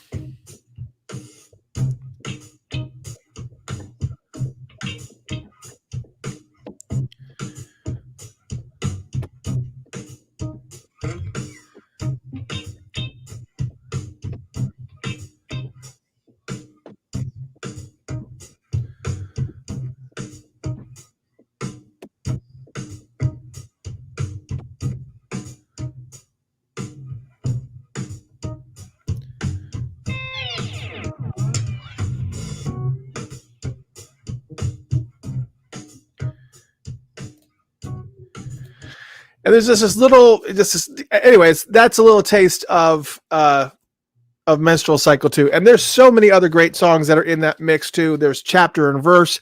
There's the songs like Dakota that he actually recorded when they were doing a little bit of a jam session at the Dakota Jazz Club in January of 2013, I want to say it was. And so much of this music, and I was just kind of looking over the list of Moondrops, that's on there too. So much great music that he did with Third Eye Girl, most of all of it instrumental. And I was just, when Plectrum Electrum came out, my expectation was that because we had heard so much of that, for none of it, which is amazing music, but for none of it to end up on Plectrum Electrum was like, what?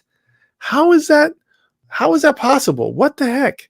Law says he needs to have your Funkatopia Scully.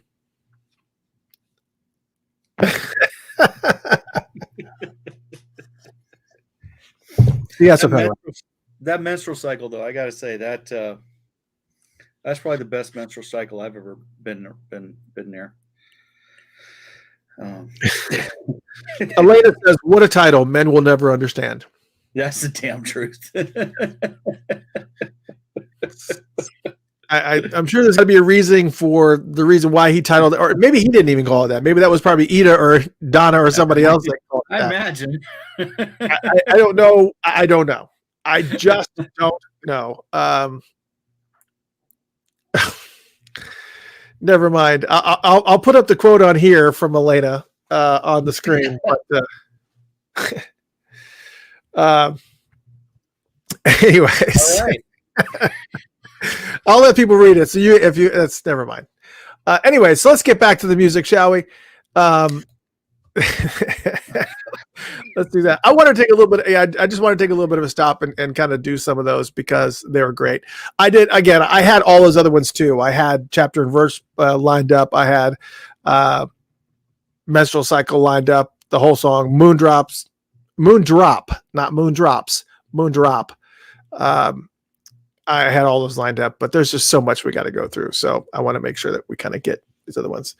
All right. So the next one in the list, and I am pulling it up now, was actually technically released, but it was not released by Prince. It was released by Taja Seville. The song is called If I Could Get Your Attention.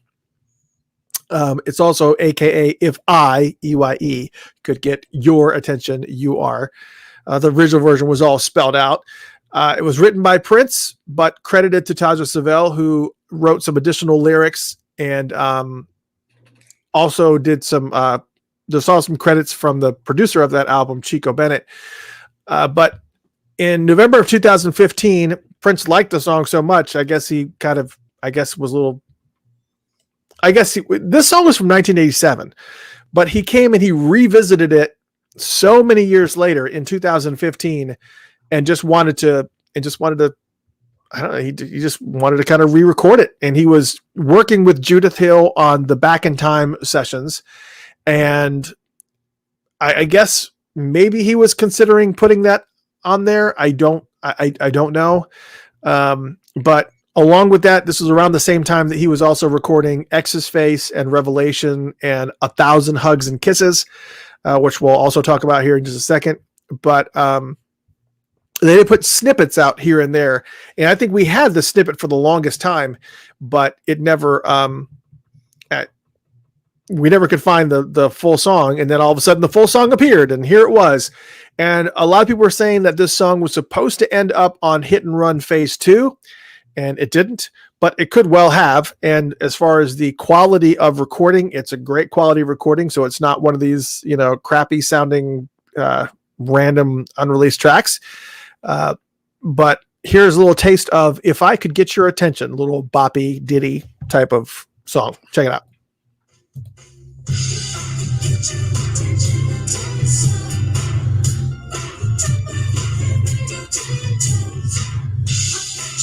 I think this is the one that's partially sung by Taja.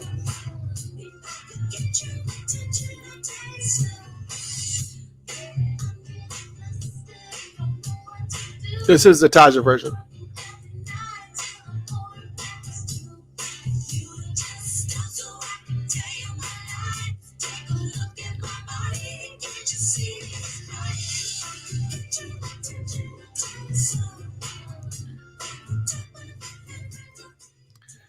So that was a little taste of If I Could Get Your Attention. That's actually the Taja version, but Prince is actually singing the background vocals on that, so you could definitely hear him in the mix. But definitely sounded like one of the tracks that I can easily see him picking up. But he's just, he is what it is. He's just a genius. What are you going to do? Nothing much that you could do. Was there a specific song that you saw on the list that you wanted me to jump to, Rob? I know you kind of see the whole list here of songs I'm going to touch on. Yeah, it's kind of funny because I was like looking at some of the songs that you had on there, and I've actually always kind of, like some of the songs that are listed as not being released, he sort of released them, but like he released them in a weird way, like Glass Cutter and Van Gogh and Undertaker. Those all went out to the MBG Music Club. Right. And then eventually got released on either the Chocolate Invasion or what was the other one? Chocolate Invasion and there's two that he released a lot of those MBG Music Club things. Yeah, and a lot of them came, they were just like random collections that he would just put together. Slaughterhouse. Yeah, right. Slaughterhouse, that was it. Chocolate Invasion and Welcome to the Slaughterhouse. And Glass Cutter is one of those. I love that song. The rhythms of that song are freaking amazing. And it's not just the drums, it's the way the other instruments are played, almost like drums themselves. Which song are you talking about? Glass Cutter. Oh, Glass Cutter. Yeah. Glass Cutter. When that first came through on the MPG Music Club, man, I could not get enough of that song. I still can't. Every time I play it, I'm like, damn. Let's take a look. Let's take a little listen to Glass. Most people have heard Glass Cutter in some form or fashion, but there's still a lot of people that have not heard it. Let's take a little taste of Glass Cutter here, anyways. And the same thing with The War too.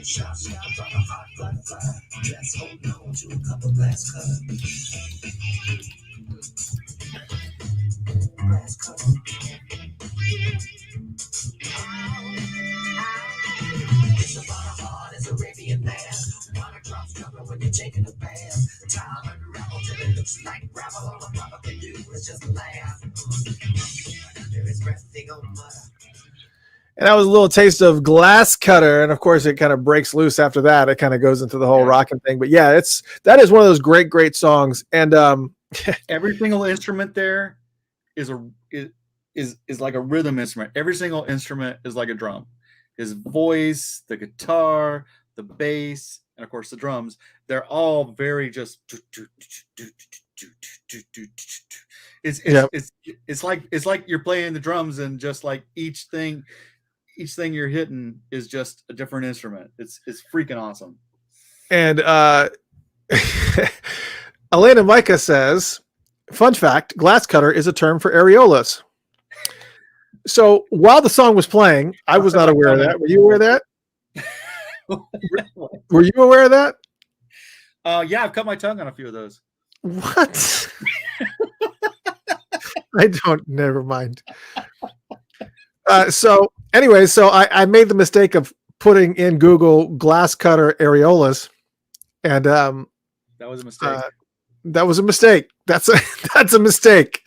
I got that is an Andre level mistake right there. So yeah, there you go. I don't think I have anything attached to me that is yeah. So some things I don't. Yeah. So look, hey, I'm 52 years old, and I'm learned something new every day. You're learning, right? I'm learning as I go. Curious. Yep. It's amazing to me. I'm going to go ask my wife, actually. Are you going to tell her that you cut your tongue on a couple of them? I'm going to say, honey, make sure you leave that fact in. Make sure you leave that piece in, because this is important information that must be shared. All right, let's get back to the music here. We played If I Get Your Attention, and that was Glass Cutter, which I actually did see a release. There is another song that I wanted to talk about that I was not on this list at all. And it was supposed to be a song that was made for Sandra St. Victor on her solo album, but it was supposed to be released in 1990s. I don't know what it was supposed to be released in, but anyways, the song it was recorded in 1995, and the song was called Stone. And sometimes people also refer to this song as Nothing Left to Give or Heart of Stone. But it was recorded in 1995. And again, it was a track that was written for Sandra St. Victor, following a loose agreement for Prince and Sandra St. Victor to work together, along with the song called Love Is, which was later renamed Van Gogh, which we'll talk about right after this one, since it's kind of goes hand in hand with this. And sorry, my laptop is balancing on this thing here. So anyways, this is a song called Stone. It's Prince on all vocals and instruments. And of course, he wasn't Prince at this point in time. It was, he was just, he was a symbol. He was swing. And so here it is. It's Stone. Here's a little taste of this song.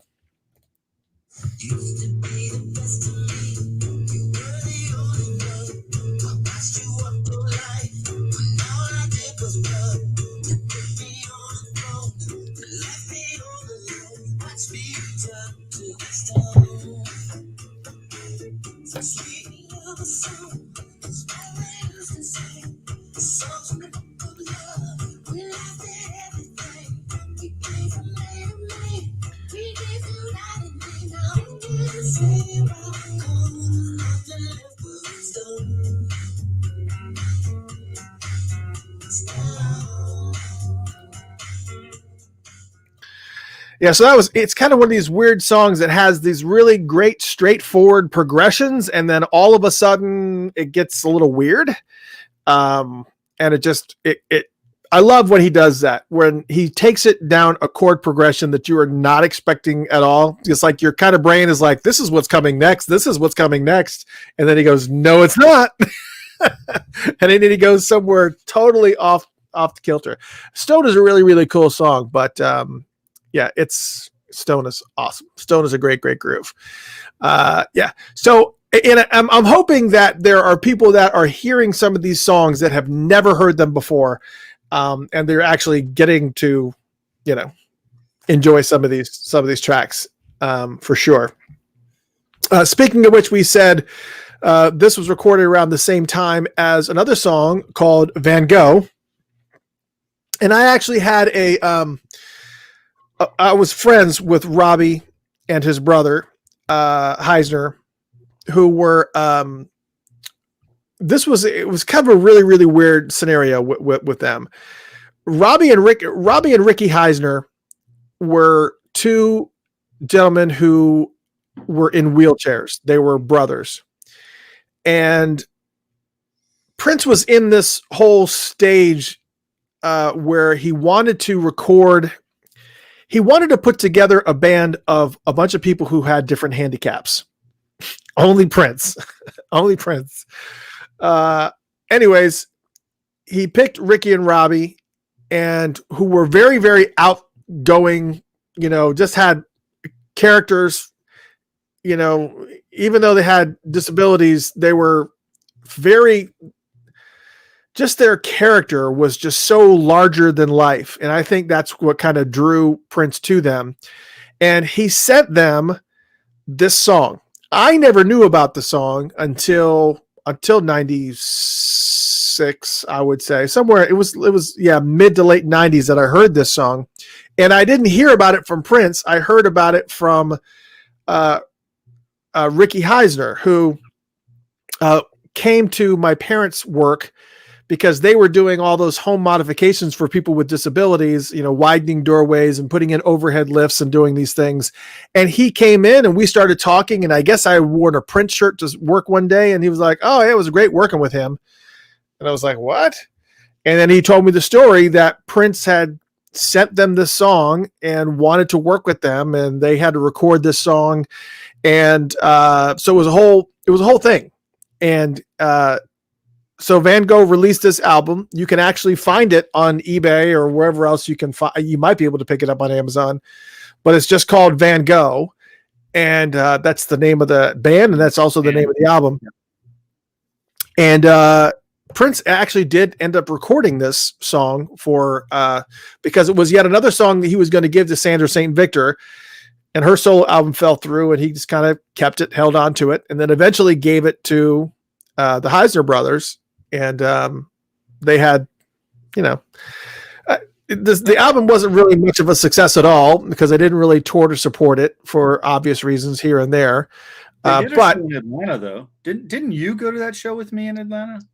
Actually, I did a Slab Fest. At that time, I was running a music festival called Slab, which stands for Southern Local Area Bands. And I had a website for many, many years called slabmusic.com. And once a year, sometimes twice a year, we would do music festivals. And I would have, I literally would invite all bands from all over the region to come and play at these festivals. And we were playing at the Hard Rock Cafe. And I think where's there? It's Hard Rock.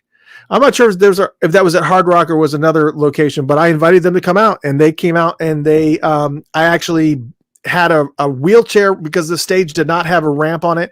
So I got together with a friend, and we built a wheelchair ramp for them so they could get on and off the stage.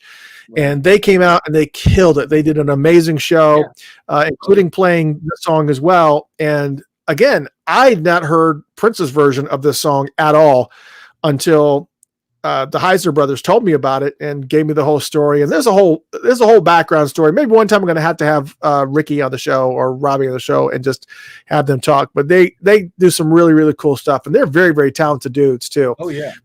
But they did a couple of small shows when I was still living in Atlanta. Mhm. And I guess it wasn't you and me. Maybe it was me and the guy I worked for when I was writing for Southern Vibes. Maybe it was me and Bryant. Sorry, I should know his name since he's Right. married to one of my best friends. Uh, but anyway, but yeah, I remember seeing them, and that's where I picked up their disc. And I think I got one of the guys that signed it. I don't know which one of those guys it was, but I think it was one of those two guys that you were mentioning. But they kicked ass. I mean, I remember sitting there, me and Bryant were just going, "Wow!" I mean, just it was great. I mean, you know, Yep. it, And Prince it obviously saw. doesn't Yeah, matter Prince. what the situation is. If you can play an instrument, you can play an instrument. Yeah, and Prince obviously saw the talent in these guys, and he was trying to put together this band, and Yeah. it was what it was. But here is Prince's version of the song "Van Gogh" that he gave to the Heisner brothers, and check this out.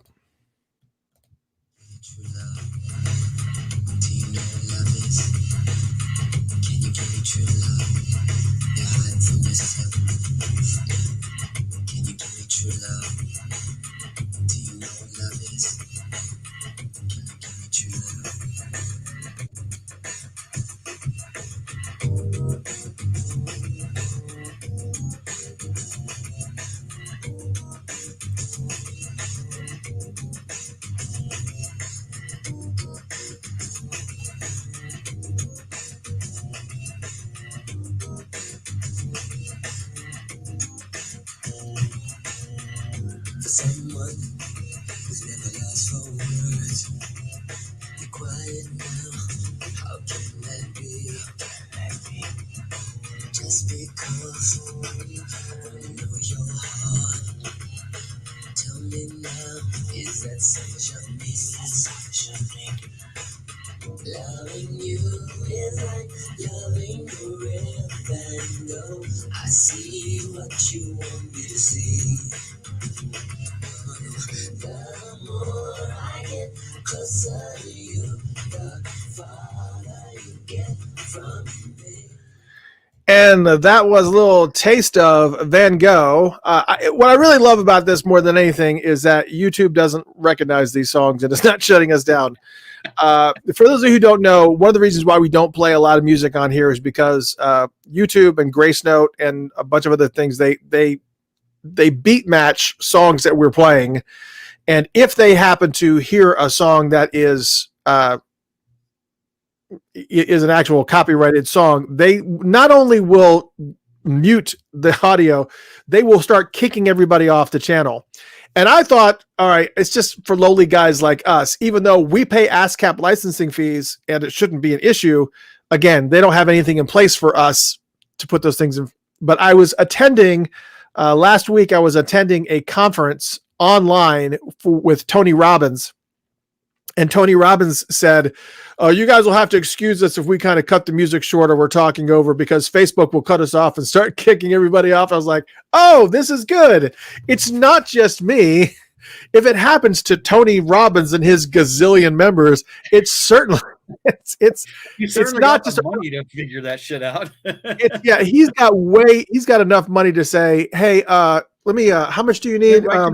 So you'll stop here. Yeah, let me write you a check here. Just catch all this money here and just don't cut us off. Just let us play whatever.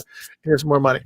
But yeah, so apparently it's happening to everybody on Facebook. So with copyrighted music, regardless of whether or not you pay ASCAP licensing fees, which he does too. He mentioned that. He says, we are ASCAP licensed. However, we can't play live music or they're going to start kicking you off. And I'm like, oh, good. It's for the big guys too. This makes me feel better.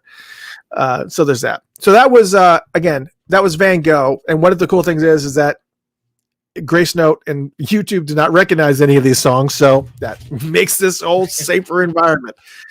Love it, love it, love it, love it. We should just start doing just all unreleased shit, just so they'll never recognize anything. Right. What's up, Devin from New Zealand? What's going up, man? Wow. From Maryland, though. Man, it was just a lot of great comments here. Devin said, I'm late, but we talked about the extra lovable demo of the 80s, right? Yes, we did talk to. We actually had one of the first things we talked about. Yep. We didn't play the original track because really the not extra lovable reloaded, but the original version is obviously much more raw, and he obviously says a lot more things that are not very, yeah. Damien says, kind of has a Justify My Love vibe. Hats off to Ingrid Chavez. Just so you know, Ingrid is going to be releasing her own version of Justify My Love, which is a song, Madonna's song. Well, actually, let me rewind. It's not Madonna's song. It's Ingrid Chavez's song that Madonna did.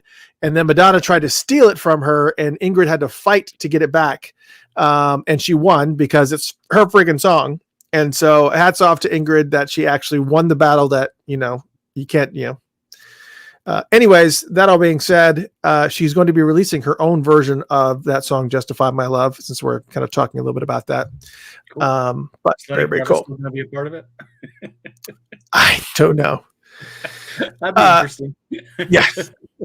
So the next song is actually, we're going back to Third Eye Girl land, but this is not one of those instrumental tracks. This is one of those songs that was released on Third Eye Girl's YouTube channel in 2013, but it was an upbeat.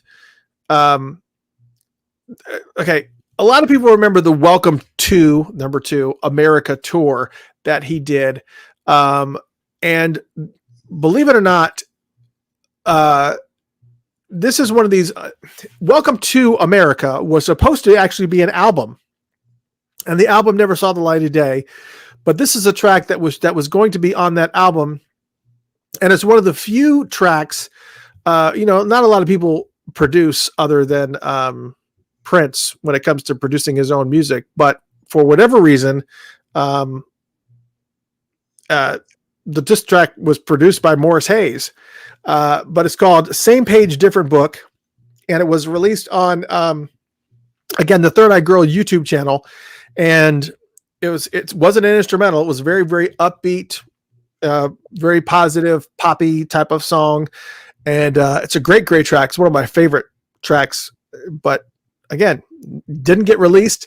The Welcome to America album never happened. And here it is. Same Page, Different Book. Take a little bit of a listen to this.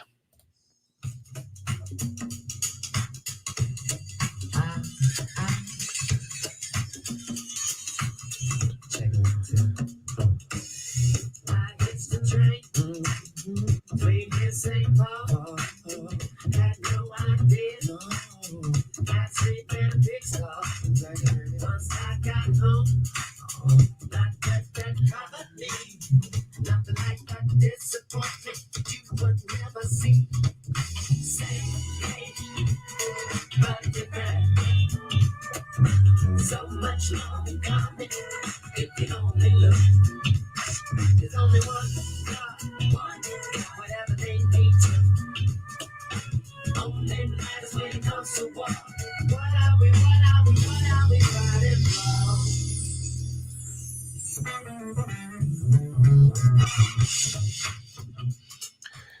And that was a little taste of Same Page, Different Book. Was put on the YouTube channel for Third Eye Girl. Great, is unlike any of the other tracks that they had put out there, the instrumental tracks, just strangely enough. But it was there. It was a very, very cool song, and I love it, man. That one, the songs like that and Come Electra Tuesday and those types of tracks, it's like, I don't understand how those didn't end up on something, anything, anywhere. It's crazy to me. And some people are just hearing these songs. I'm actually, while these songs are playing, I'm kind of going through and looking at some of these tracks that I was going to play next, but then as I'm kind of going through them, I realized that I guess they did see the light of day. One I was going to do was going to play the song Love Left, Love Right, which was a track that was released on the maxi single for from New Power Generation.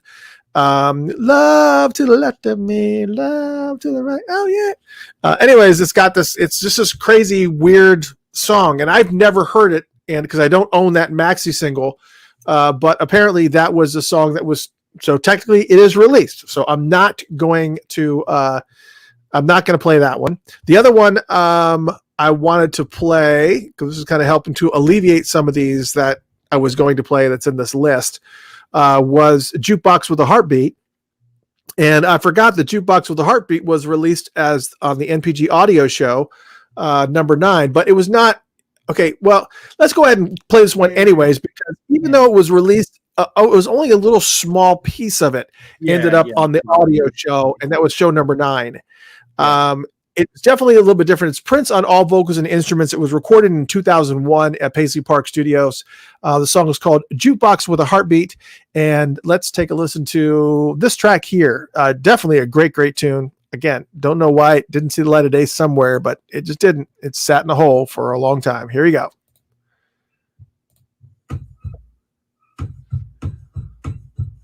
Do people even know what you want if they never hear what they need?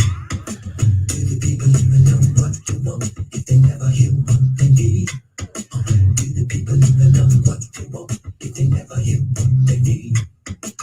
Do people even know what you want if they never hear what they need? Jukebox with a heartbeat. Jukebox.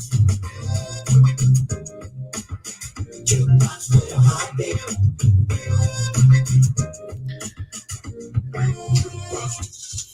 Look at the brand new hit in Los Angeles. Guess what? Guess what? It ain't me. Trying to make me pay big money for the frequency. So that's a little bit of a taste of Jukebox with a Heartbeat. Again, that ended up on the snippet for it was on the audio show number 9, which is a great, great track. Another track I was going to play, but it actually did get released, but not Prince's version. It was actually released by Mavis Staples. The song is The Undertaker.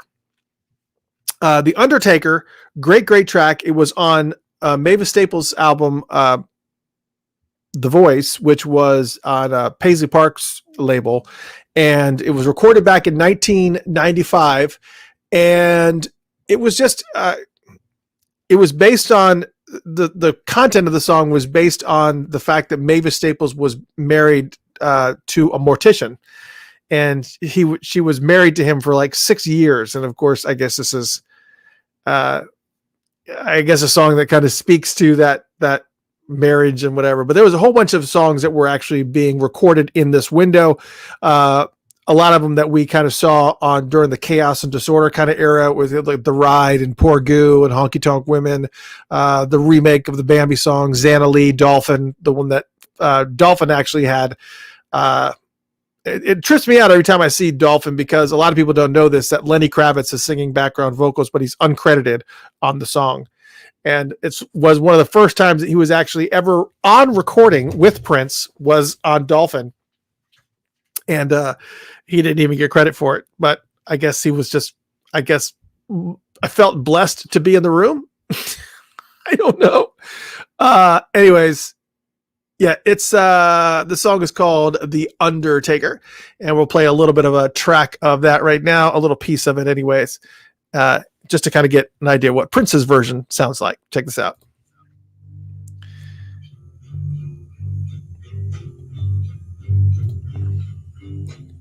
I'm muted. Just gotta shake something. Gotta shake something. Gotta take. This also came through the MVG music shows too, the MVG Music Club. Yeah, I think they played parts of it there too. Yeah, absolutely. I think they actually put a whole copy of it out.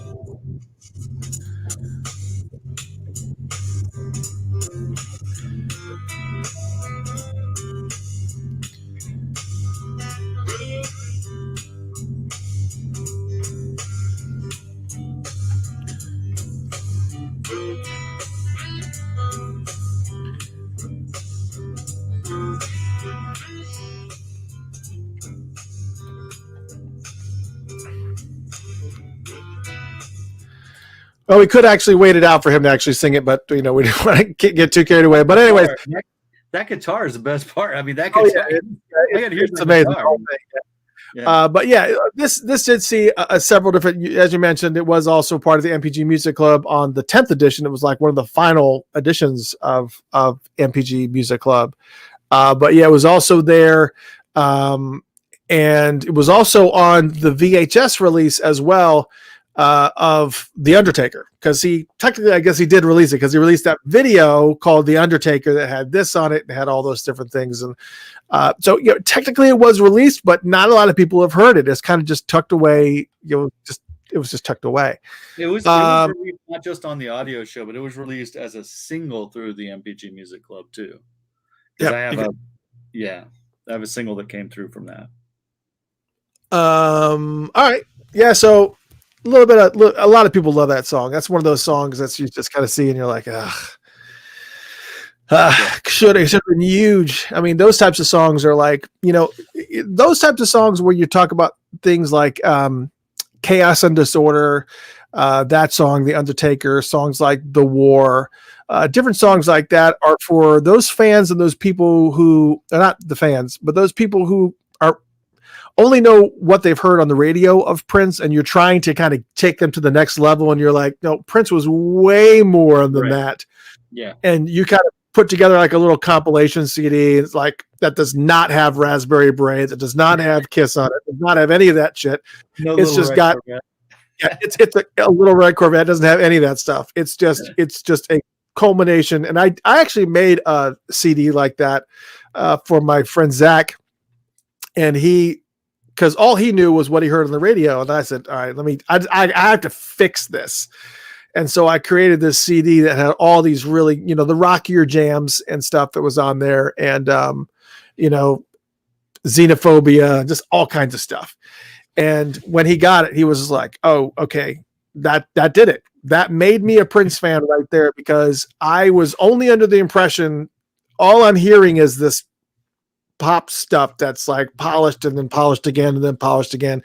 And no offense to any of those songs that helped to create his career and helped to solidify him as, the pop god that he was. However, there was so much more to him that gave him so much more depth than people realize.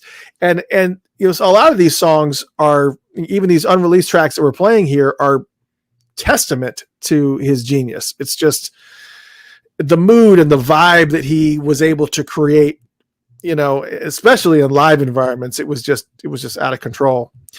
Next song I have on list is By Alien Means. By Alien Means, unreleased track, recorded somewhere around 1988 at Paisley Park Studios, and of course in Chanhassen. It was filed for copyright registration in October 1998, and that's 1988, and that's the only reason why they hadn't knew that it's about when it was recorded, because nobody actually saw him record the song, but that's where they kind of felt it was. The track was originally intended to be given to Madonna, of all people.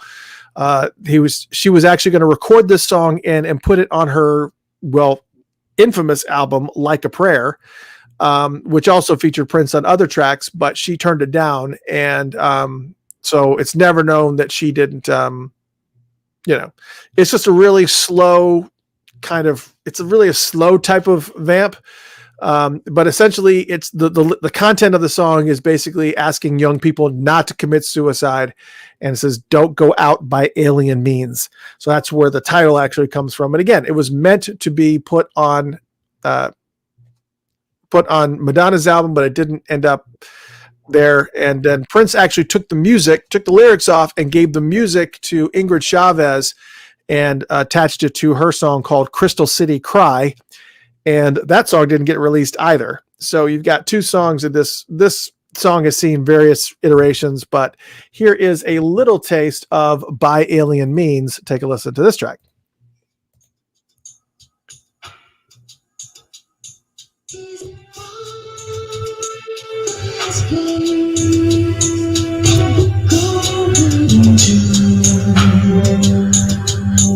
Is it someplace that I want to go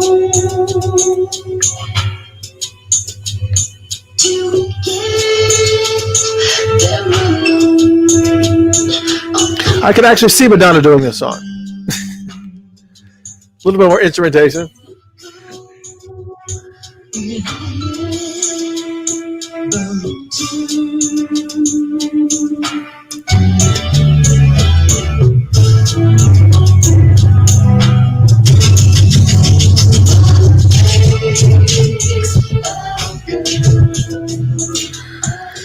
Yeah, so it's a very, very one of those songs that's kind of it's the same pattern, but it does actually do a bunch of weird things. It does actually do some tricky chord progressions. Like Prince only had a certain patience for monotonous beats, so he would do it for a little bit, but then he would go off on tangents.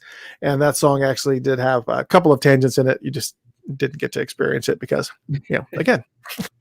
So I can play whole songs here. But after the show is over, we're going to wrap this up in about 15 minutes. But after the show is over, I'm going to play a bunch of these songs in their entirety. So get comfortable, enjoy, sit back. If you want to hear some more tracks, unadulterated and uncut up and non-snippet full versions of the songs, just stay where you are. Talking over them. Without us talking over them, yeah, absolutely. All right, so the next song I got for you is a song called Red Scarlet, unreleased track from Paisley Park Studios in Chanhassen, recorded about 1993. It's an up-tempo song, and it's about a girl named Scarlet whose scarf was red. That's what it was. It's called Red Scarlet, and that's all there is to say. Just gotta play the song. song. There's not a whole bunch to say about it. It's Prince on all vocals and instruments. Never known it was ever going to appear anywhere, but it's a pretty cool song, actually. Here it is, a little taste of Red Scarlet. Check this out.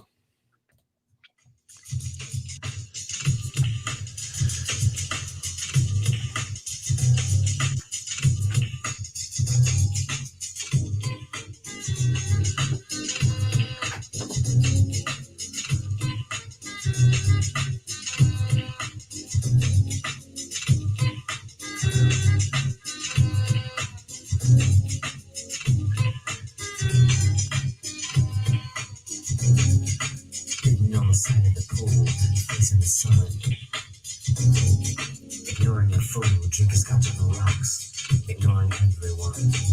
She lowered a book, took off her sunglasses. That's when the fool laughed aloud. But in his eyes, she was so fair, dark, mysterious, and proud.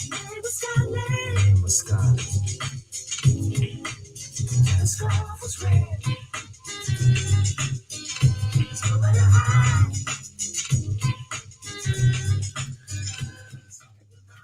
And that was a little taste of Red Scarlet, which is actually very, very cool track. Rodney's in here naming a bunch of songs in here that I did not have. I did not have Hot Summer in the list. Great song for sure. Emotional Crucifixion. I know nothing about that song at all. I'm just going to go ahead and just tell you right now, I don't know anything about the song Emotional Crucifixion. I don't, nor do I have that song. So,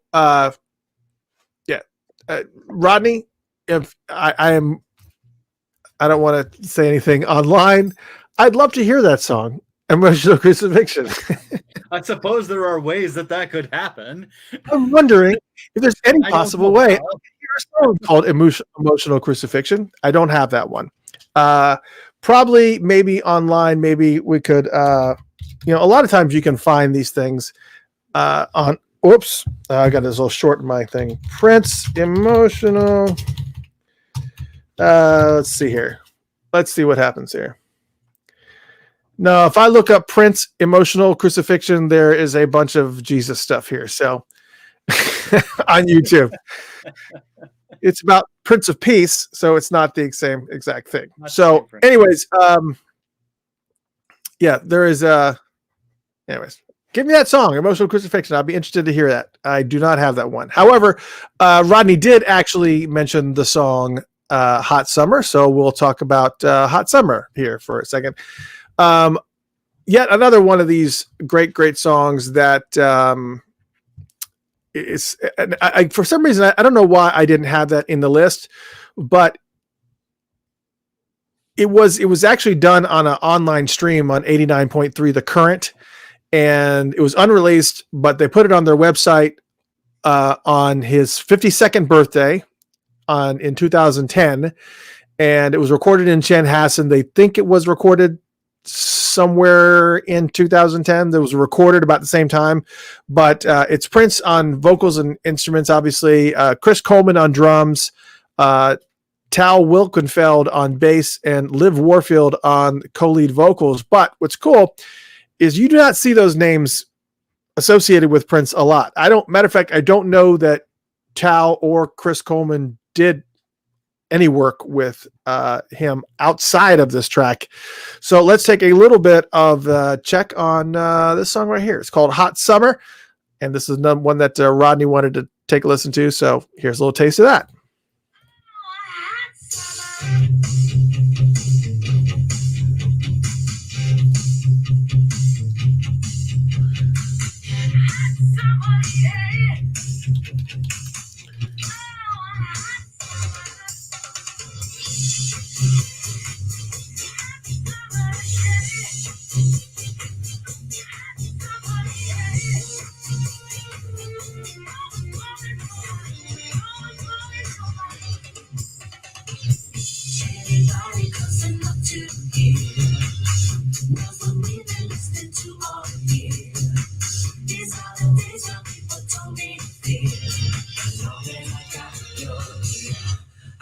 It's gonna be hot summer.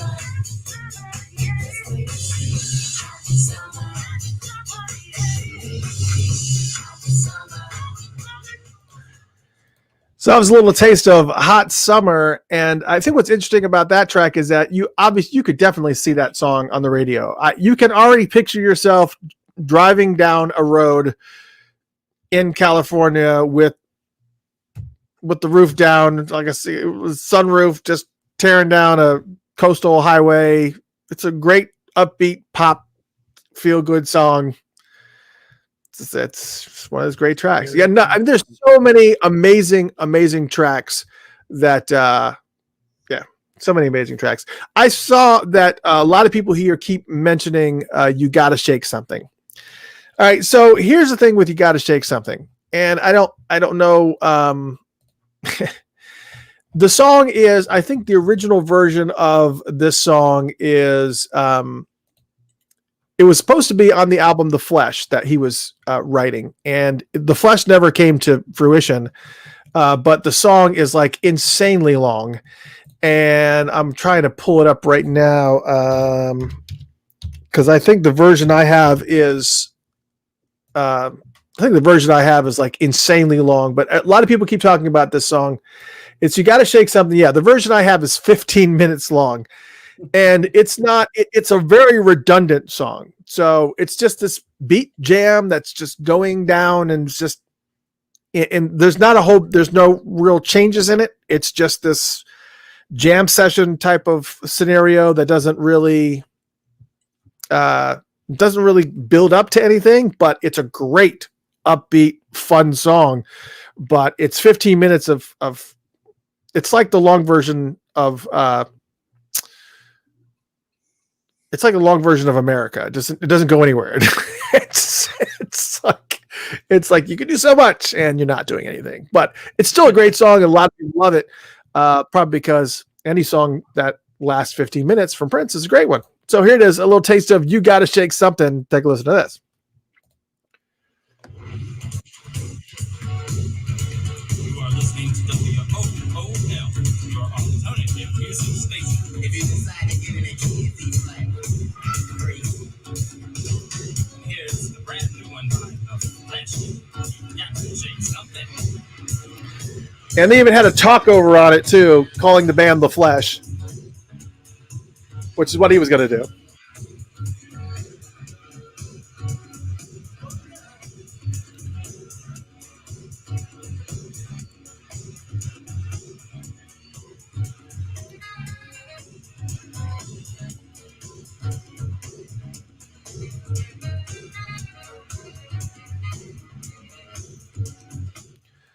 So that kind of gives you a taste of You Gotta Shake Something. It's 15 minutes of that.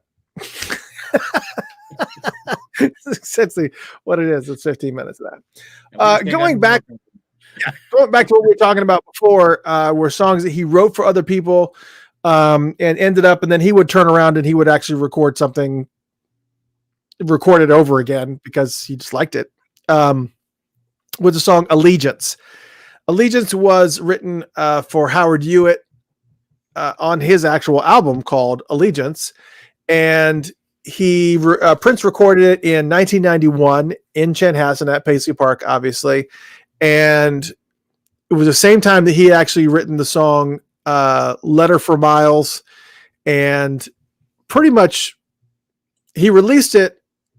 Well, I guess he wrote it on the same day that he released the Diamonds and Pearls album, so that kind of gives you a time stamp as far as when this song came out. But I had never heard Prince's version of this song. It's Prince on everything, and it's a phenomenal song. I don't think I've ever heard Howard Hewitt's version of this song, but this song is called Allegiance. And again, this is written by Prince and given to Howard, and here's what Prince's version sounds like right here.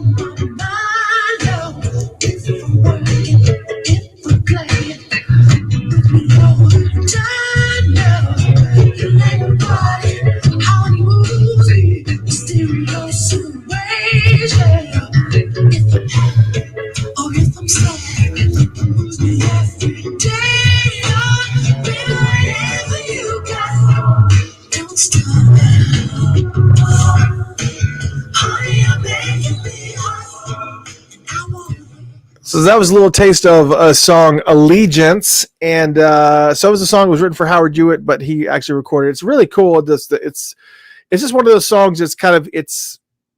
You could tell he definitely didn't polish it and definitely had no intention of keeping it for himself, but he wanted to give the basic meat and the basic structure of it, and kind of just let whatever artist he was handing it to just kind of do their own thing.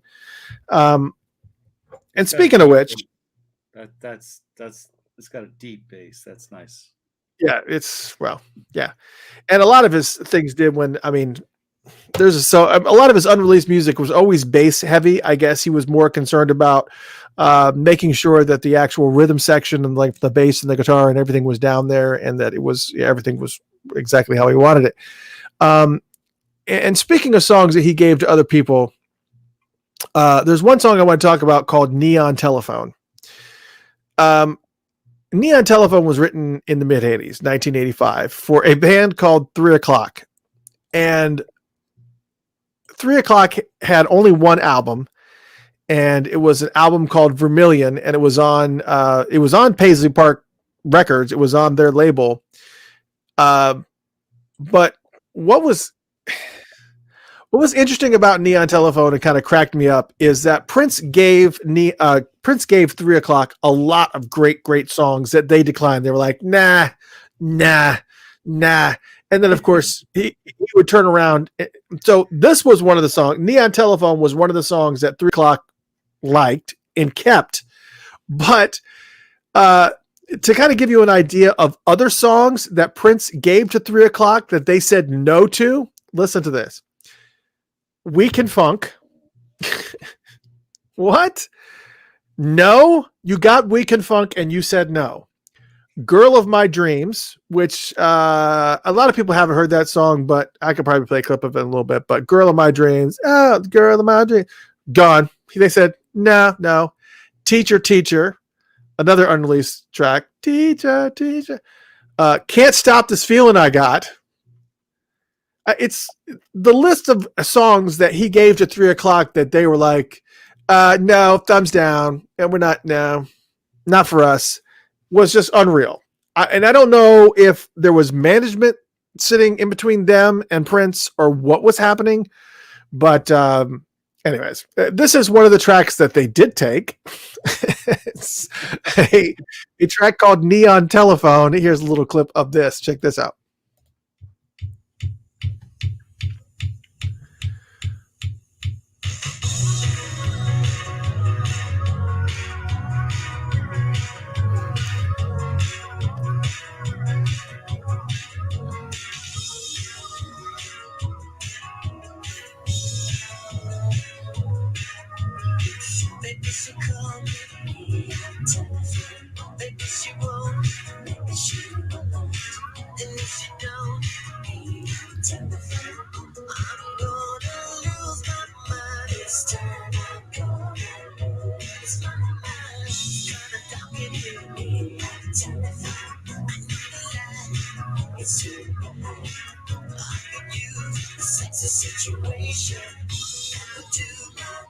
Just watch it, I'm gonna lose my So that was a little taste of Neon Telephone, the one song out of the bunch that Prince gave them that they were like, yeah, that's it. That's the jam. It is a great song. Fuck, no, we don't need that. It is a good song when Prince does it. You know, but I can absolutely see it. I could probably hear it on the radio if it was done right. The problem with Paisley Park Studios label is that it wasn't the quality of the music, it was the marketing aspect of it. They didn't have a lot of marketing. They weren't doing a lot of marketing for the artists that were on that label. So there wasn't like a whole bunch that was going on that was really kind of kicking them out to the next level. It's just, I don't know. 3 o'clock, Neon Telephone. That was another one. So it's crazy to me. It's just one of these things. Another song, American in Paris. We'll talk about this one for a second. Unreleased track, recorded 1989 at Paisley Park Studios, obviously in Chanhassen. The story is about a girl from New York who travels to Paris to meet a man who is going to be portrayed by Prince. And they have a brief romance, and she then wants it to turn into marriage. But he is already in a serious relationship and ends the relationship by taking her to the top of the Eiffel Tower and running away while she has her eyes closed.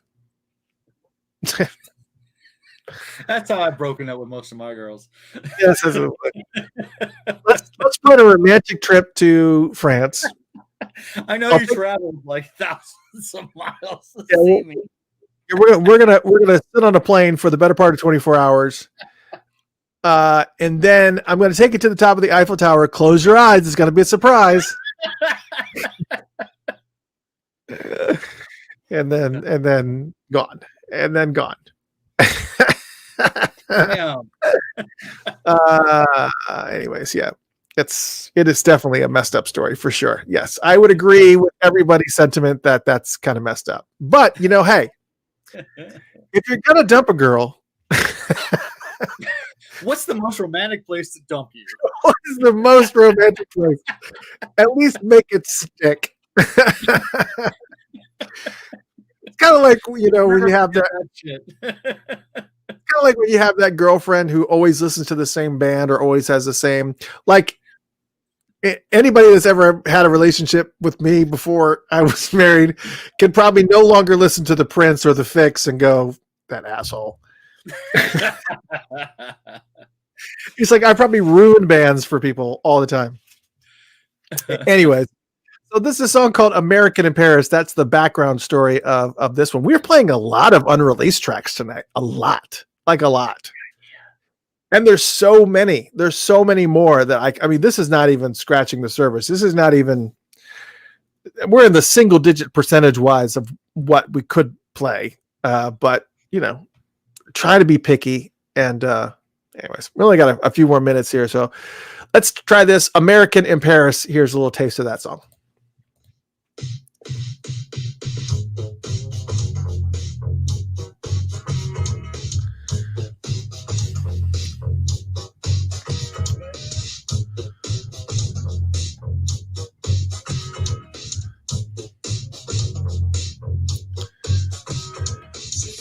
She's from New York, by way of LA. She brought with her a smile and some good weather. She didn't speak the language, but she understood the rest. And I know that we'd end up together. American in Paris. American in Paris. She didn't speak the language, but she understood the rest. So that was a little taste of American in Paris, which is actually a really cool song. And the way that he kind of spills out the story, it's Great you know, breakup music. Yeah, great breakup music. yeah, it's not quite the soundtrack to Close Your Eyes, Stay, Don't Turn Around, Don't Turn Around, Don't, you know. Anyways, American in Paris. What a great, I don't know. So the next song is, strangely enough, I get a request for this song via email at least once a day, which is unusual for an unreleased track. I think because when people found out that we'll play it if you ask us to play it, and then people were like, "Oh shit, he's got the song. We're gonna play it." It's not like "All My Dreams" was one of those songs that's just like, this is not what we're about to play, because that was released now. All My Dreams is always, it's like one of those magic friggin' songs. It's just like one of the best songs he ever wrote. I mean, In a Large Room with No Light and All My Dreams are probably two songs that just are up there on some other level that, insanely enough, were unreleased for so long that you could, it's like, I don't even know what this would even sound like if they released it. How could it be any different than what's here? But this song is, I think it's a good song. I don't think it's like a fantastic song, but so many people request this song, and there's a song called "I Wonder," not "I Wonder You," just "I Wonder." And I don't know, people just love this track, and I don't. It's great, but wow. Let's play this track. It is "I Wonder," recorded in about 1990, 91, somewhere in there, again at Paisley Park. This was one of the tracks that people had chosen to put on the Crystal Ball 2 album that never happened. But it's Prince on all vocals and instruments, and here it is. Take a little taste of "I Wonder."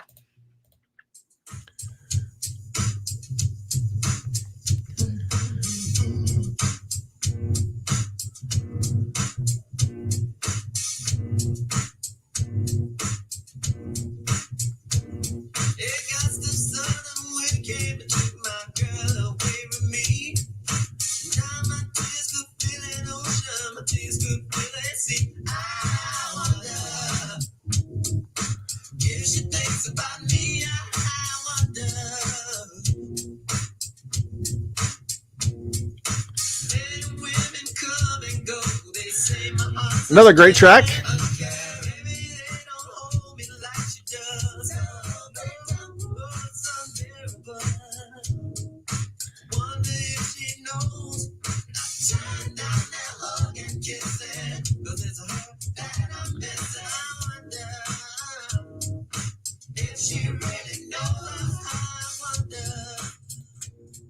Now, even though that song was actually recorded in 91, I absolutely could see that song on like Sign of the Times, or, tucked on, like, there's so many places that song could be on. It's one of those songs that's so good that it could be, you could easily see it placed on anything other than, maybe not post 1999, obviously. But any of that kind of all the upbeat stuff where it's like clean and just got, it's one of these great tracks, and people always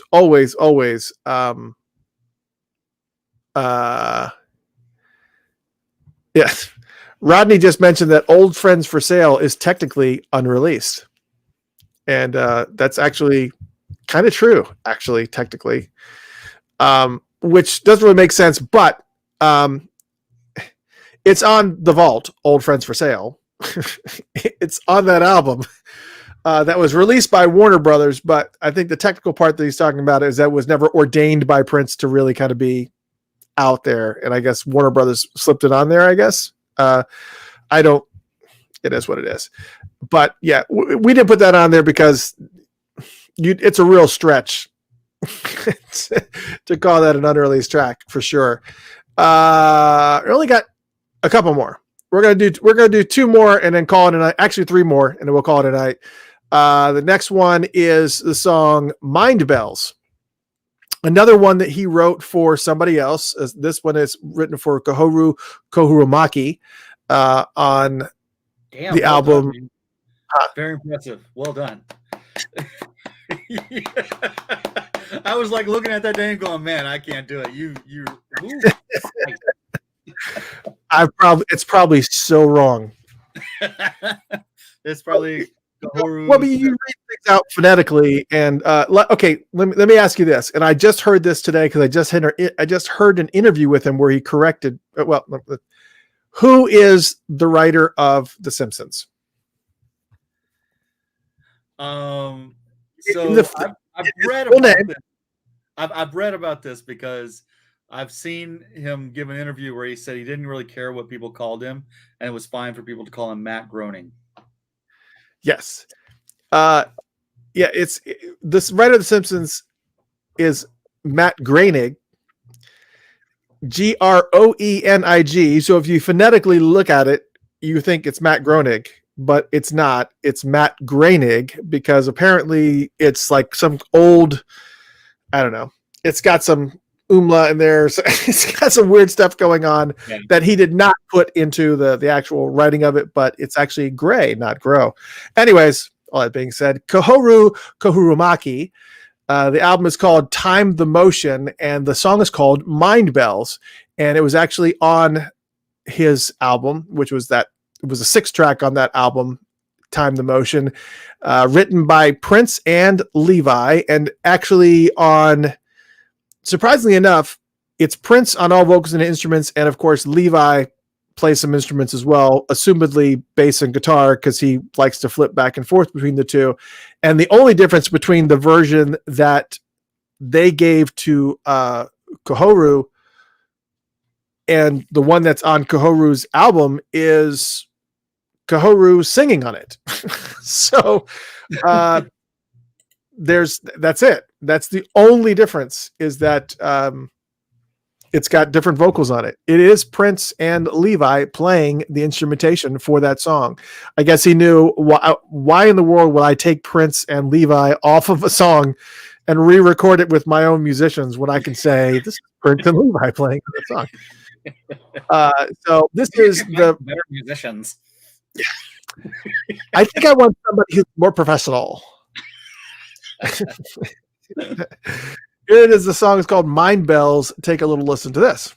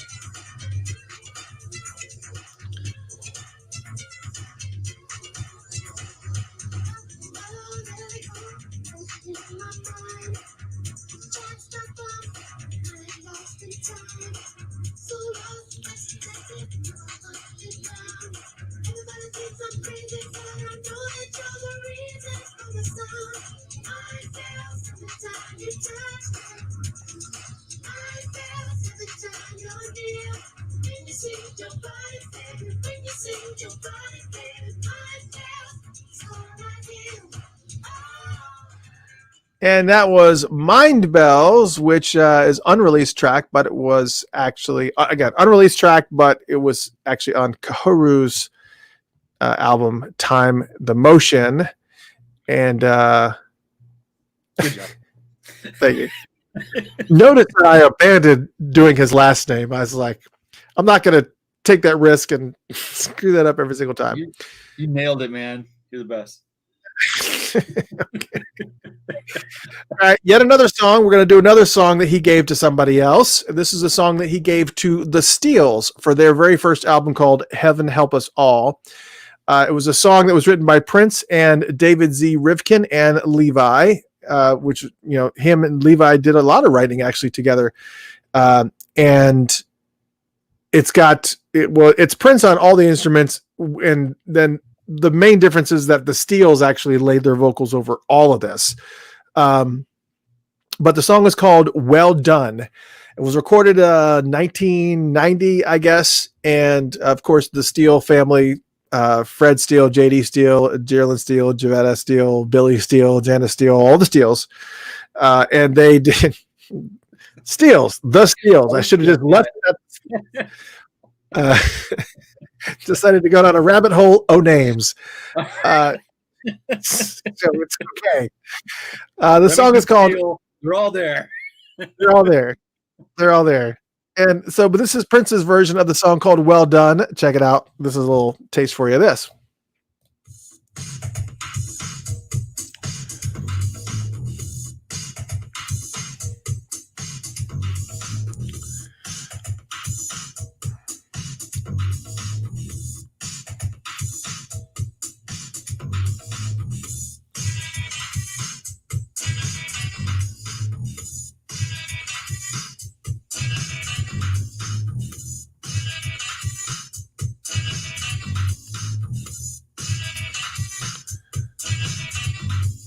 Man waking up from another hangover.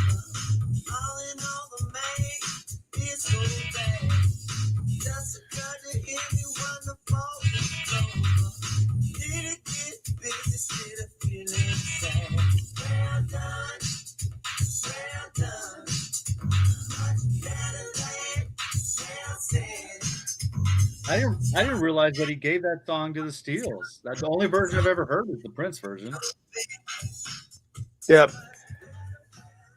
So that was a little bit of a taste of Well Done that he gave to the Steels. Do you want me to go through all those names again? I'm not going to do it. He gave it to the Steels, and there's that. So the last song, I'm not.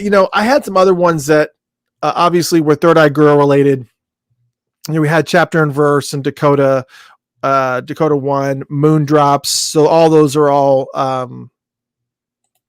Third Eye Girl songs. I also had a couple songs that I had in the list, but that I didn't realize or that I had forgotten were already released. Love Left, Love Right, which we had already talked about, which ended up on New Power NPG's, that EP that they had.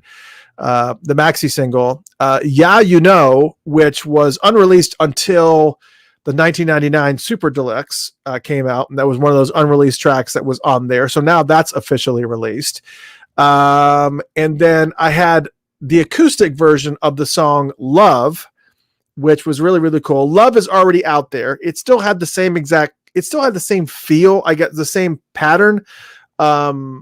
Well, here's a little piece of Love, the acoustic version. Check this out. Love, obviously, is the very, very dance track on 3121, but this is the acoustic version of it. It's definitely interesting. Well, just play just a little piece of this. This is not the last song. I got one more here for you. Check this out.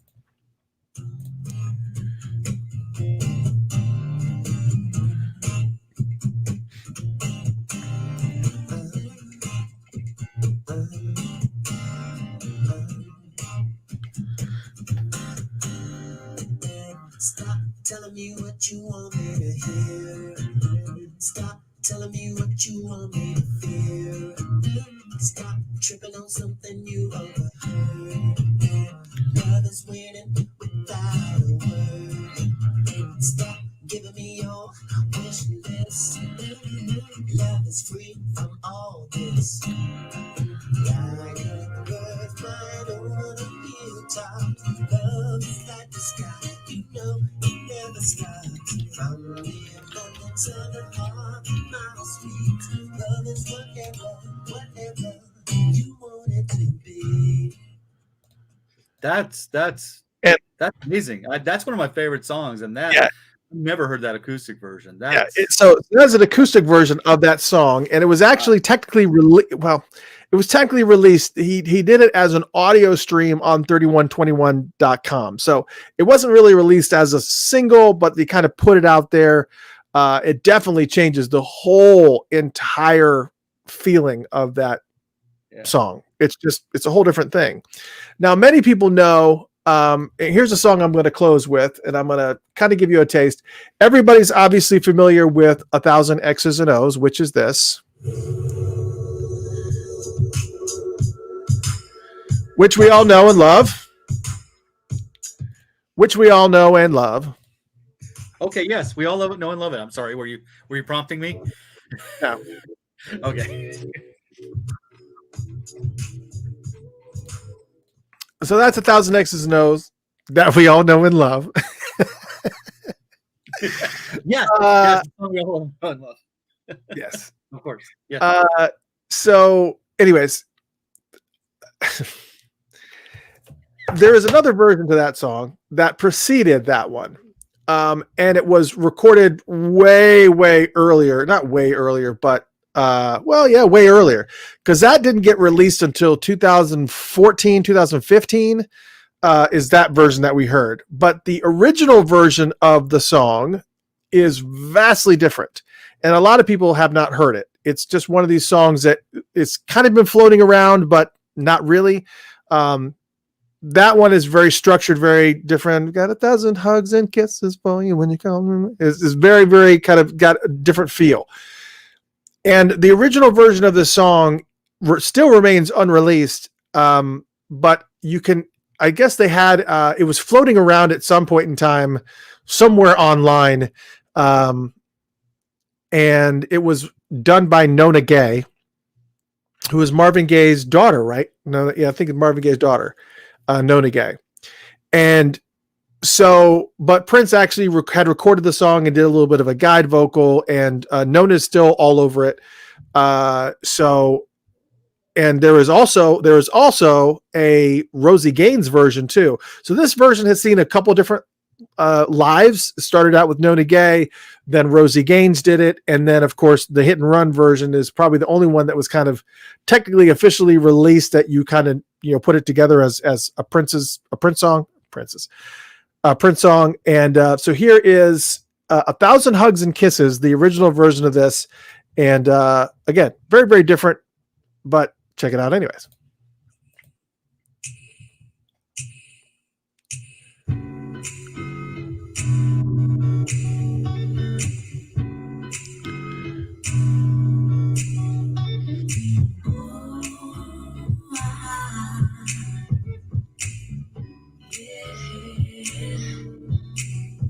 So hard, you really do.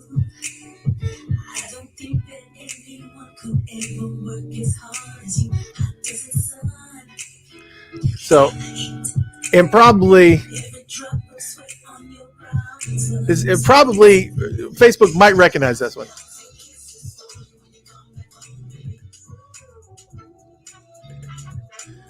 Definitely different.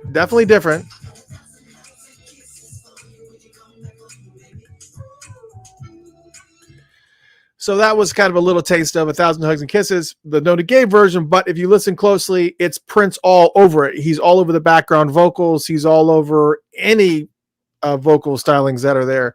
And obviously, we want to make sure that we close with a song that has actually got Prince on it, because I don't want to close with just a track like that. So I will play. I'm gonna. There was a bunch of ones that I missed. That I did not include. But was there one that you thought of that you were like, man, I would really love to have heard this song or that song? No. No? Sorry. And you see, this is why I don't turn the mic over too much. All right, so we're gonna close out. We're gonna close out with a little bit of a reggae. I only found out what the heck we were talking about like a couple hours ago. So okay, which is not. I okay, never mind. He doesn't check his email, so is that. All right, yeah, this will. All right, so we're gonna close out with part of my my mid-year review. Anyways, we're going to close out with a song that is unreleased, recorded in 1989 at Paisley Park. It's really sparse. There's like not a whole bunch going on. It's just the drum machine pattern, bass line, and Prince is singing over it, just really kind of quiet vocals. And it's a song about fantasizing about the object of your desire. The song is called Me Touch Myself. It's what the song is called. Unreleased track, again, recorded in 1989. This is going to be the last track that we play for the night. So here's a little taste of Me Touch Myself. And gosh, we could actually do this all night. I literally could do this all night because I have so much unreleased stuff that I would love to play, but I just can't. We just can't do this. Oh, play the song. Okay. All right, here we go. Me Touch Myself. I can only say that so many times before it starts being weird to me. All right, me touch myself right here. Yeah, man. Here's a little taste of that song.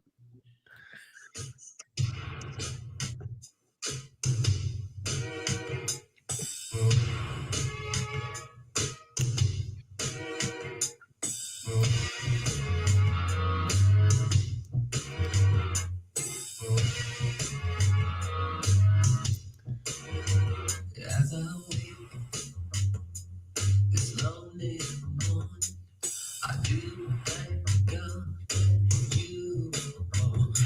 And the pictures on furry floors, and I like and see you touch myself. I pray that you can have you all to myself, so you care for me.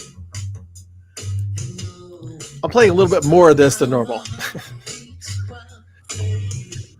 Once you get started, you just got to finish.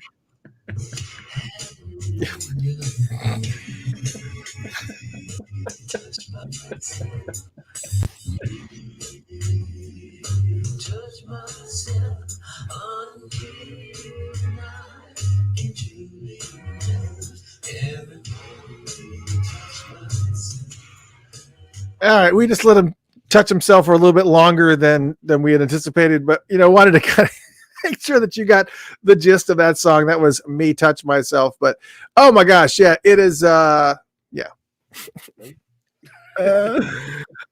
my gosh. All right, well, that's going to do it for tonight. We have been having a lot of fun just playing a bunch of Prince's greatest unreleased tracks. We talked a little bit about some that were already out there. There's some ones that, as we were kind of going, we realized those are already released, so we shouldn't be an issue. But we're going to play them anyways. I'm going to take a lot of these songs. I am actually going to, after the show is over here, after we're signing out here on the radio station, I'm going to go ahead and load them up on the radio station so you guys can go ahead and listen to some of these songs in their entirety and just take it all in and enjoy it. I have not put together the list of the songs that I named tonight. I can. But anyways, I think Elena was insisting that I do that. Wally's in the house. As I said, I did. Wally, where'd you get those glasses? Safford's in the house. Wally, is this shirt still available for purchase? This is says Wally, where'd you get those glasses? So yeah, it's actually I had to get a shirt from Wally. That's my buddy, man. Wally's my buddy. We was the last celebration or two celebration? I can't remember what celebration it was that we had. I sat down. It was Wally and I sitting in the hotel lobby. We just happened to be staying at the same hotel, and we just sat and just talked for a long ass time. Wally says he has a few of these shirts left. You need to get in touch with Wally if you want one of these amazing shirts. But yeah, man, it's very, very cool. Also, don't forget, as I mentioned, we got these for sale. The ones that you guys begged for. There are at least 28 available. At least 28. But however, I did just notice that we're down to after 27. Actually, I think we're down to. Oh no, it looks like we're down to 24. Oh no, we're down to 2, 4, 6. Oh no, 7 of them are gone now. Wow. So we're down to like 20. Good job, thank you so much, Adriana Copeman. She got a couple of masks. Brian Davis got a couple of masks too. Angela Reardon got one. John Frost got a couple too. John was like, "Thanks for reminding me. I totally forgot." So yeah, so we got all kinds of stuff now. Lots of really cool, like the Funkatopia beanies that Rob is wearing. I don't know if Law's still in here. Law wanted one, and yeah, those are the ones that have the really big logos on them, man. It's an those awesome are like color. It's the purple is great. There is a pretty, yeah, but it's just I've never seen some that of them before. had smaller logos, and some of them had like bigger Okay. logos. That one had one of the bigger logos, I wonder what just my head because. is so small. Yeah, well, there you go. Is it So- the and we big still have logo? the slouch hats. We still have the slouch hats, which are super cool. And we also have now we have some purple shirts that actually have the Funkatopia logo on them that are not embroidered. It's like a graphic that's on it, like what's on this. It's not Imagine- embroidered, They match this color. and that's embroidered. So all of the hats that we have, I don't have any hats That's where I that make a yeah, sound. that's a sound effect. I'm doing Herbie Hancock. That was me touching myself. Me touch my hat. Anyways, yeah, so it's gonna be a lot of fun. We're gonna be loading up a lot of these songs in for I'm gonna have to talk. I'm actually gonna put Love Left and Yeah You Know in the mix, and putting it all the way down in the because we've still got 3 more hours, 11 to 12, 12 to 1 to 2. Not for us, for Oh, the God. Prince block. Dude, I gotta work tomorrow. For the Prince block. So we Okay. still got the Prince block because the Prince block goes all the way till 2:00 in the morning. So you guys got 3 more hours of Prince, and then of course, obviously, tune in tomorrow, and we'll be playing from 7 to 2. We'll be doing Funkatopia Bomber Jacket. Robin says, I Wow. don't. That would be friggin' awesome. But the problem is, people were Special order. begging me for these masks, and I got a bunch of them, and then nobody bought them. We guys bought them now, so that's good. Anyways, so we got those. They're in there. Be sure that you get tickets for Bootsy Collins' show. It's coming up on the 30th. It's going to be happening in a couple of days from now, a few days from now. Yeah, Funkatopia Bomber Jacket would be awesome, Robin. I don't know that anybody would. I don't know that anybody would buy a bomber jacket because you'd have to charge what? I mean, good Lord, you'd have to charge what? Like $200? $125 or something because to get a bomber jacket, you're already going to be looking at That's $60 on the low end, and then to ship it, those things are heavy. Yeah, I mean, I don't know that anybody would actually buy a bomber jacket. I would wear one, but it's different because Funkatopia is my creation, so I have a little bit more invested in Funkatopia than you guys do. But you know what I found interesting? These Funkatopia face mask. These are again good quality face mask, good quality fabric with adjustable bands, and also a thing on the inside so you can actually put filters in your whatever type of filters you want, N95 filters or whatever else. It actually comes with a filter, and it's only $12, and that is with shipping included. Serious. Or you could go to Paisley Park, their website, and buy a super thin cloth face mask that does not have anything for filters, does not have any adjustability, is a small piece of fabric that's pretty small, and it's $25. $25 plus another $7 to ship it.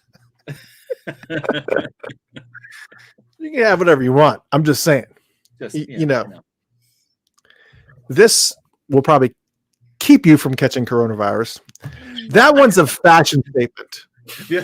the other one is like, man, I can't believe that guy's dead. But look at that nice face mask. That is, yeah. Arlene is giving me shit because I've been promising her I would get her get her what it would cost to ship a beanie and a this to her. So I'm putting it on my All right, I'm putting it on my list. I'm putting it on my list. Yeah. Anyways, it's just crazy. I'm seeing, there's all these kind of crazy comments. so here's Elaine. This is the reason why Elaine is not in marketing. so they didn't hire Elena to do marketing because she says that Paisley Park mask is a sweatpant material in the shape of a panty liner. I don't. I mean, there's so much you can do with it. I don't see that in. It looks like that's something Borat would wear.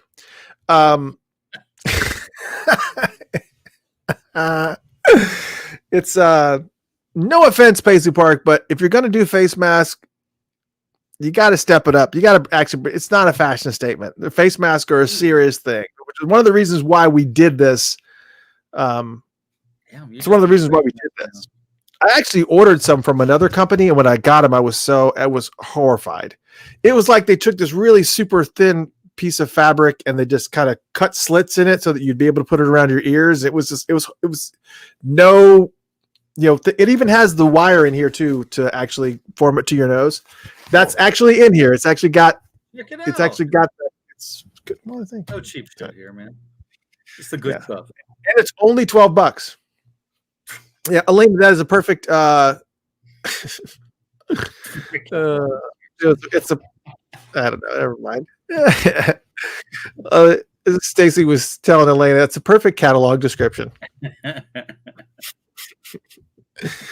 I like the designs on the Paisley Park Facebook mask. I mean, Facebook. Keep saying that on the face mask from Paisley Park. Some of the designs are pretty cool. However, they're expensive. They're $25 plus you have to give them another 6 or 7 just to ship it to you. It's crazy. And it's just COVID. And it's not form fitting. It doesn't close on your nose. It doesn't keep, it's just, come on guys. We want to support you, but we're not just giving you money just to give you money. There's so much cash to go around. Yeah, exactly. We think about all the stuff we already buy from you guys. We buy so much stuff from you guys, and it's again, I told you I bought that the Sign of the Times Super Deluxe Edition CDs, and I have yet to pull a CD out of that thing. I've had it for months. I've had the 1999 Super Deluxe now for 2 years now, and I have yet to break a CD out of that thing. I bought it to support the estate. That's the only purpose. It's cool to have, but I'm never going to get the money I paid for it. I'm never going to get that back, like ever. It's gone. It's gone forever. Goodbye. You're probably going to see it for $10 at a garage sale at some point after I die. Dion will throw it out. She'll go, and then some guy some old guy with a walker will shuffle up to the garage sale in his furry white loafers and his bathrobe, and he'll pick up that Super Deluxe 1999, and he'll see that $10 sticker on it, that round pink $10 sticker on it, and he'll shuffle over to Dion, say, "I'll give you $1," and she'll be like, "Fine." Just get it out of here. That's why I'm going to have to I don't know. That's why I have to bequeath all of my stuff, all of my worldly possessions to somebody who actually knows the value of some of this stuff. Whether or not you'll actually get value back out of it, it's a whole other thing.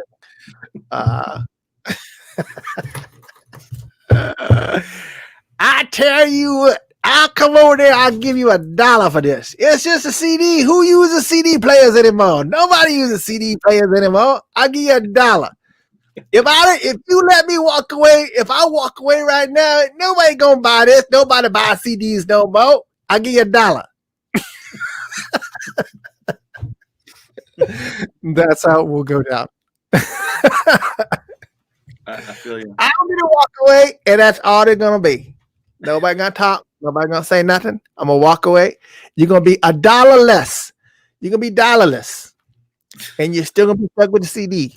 You had to give it away at Christmas. I'm telling you, nobody wants this. Who Prince dead. Nobody gonna buy his stuff.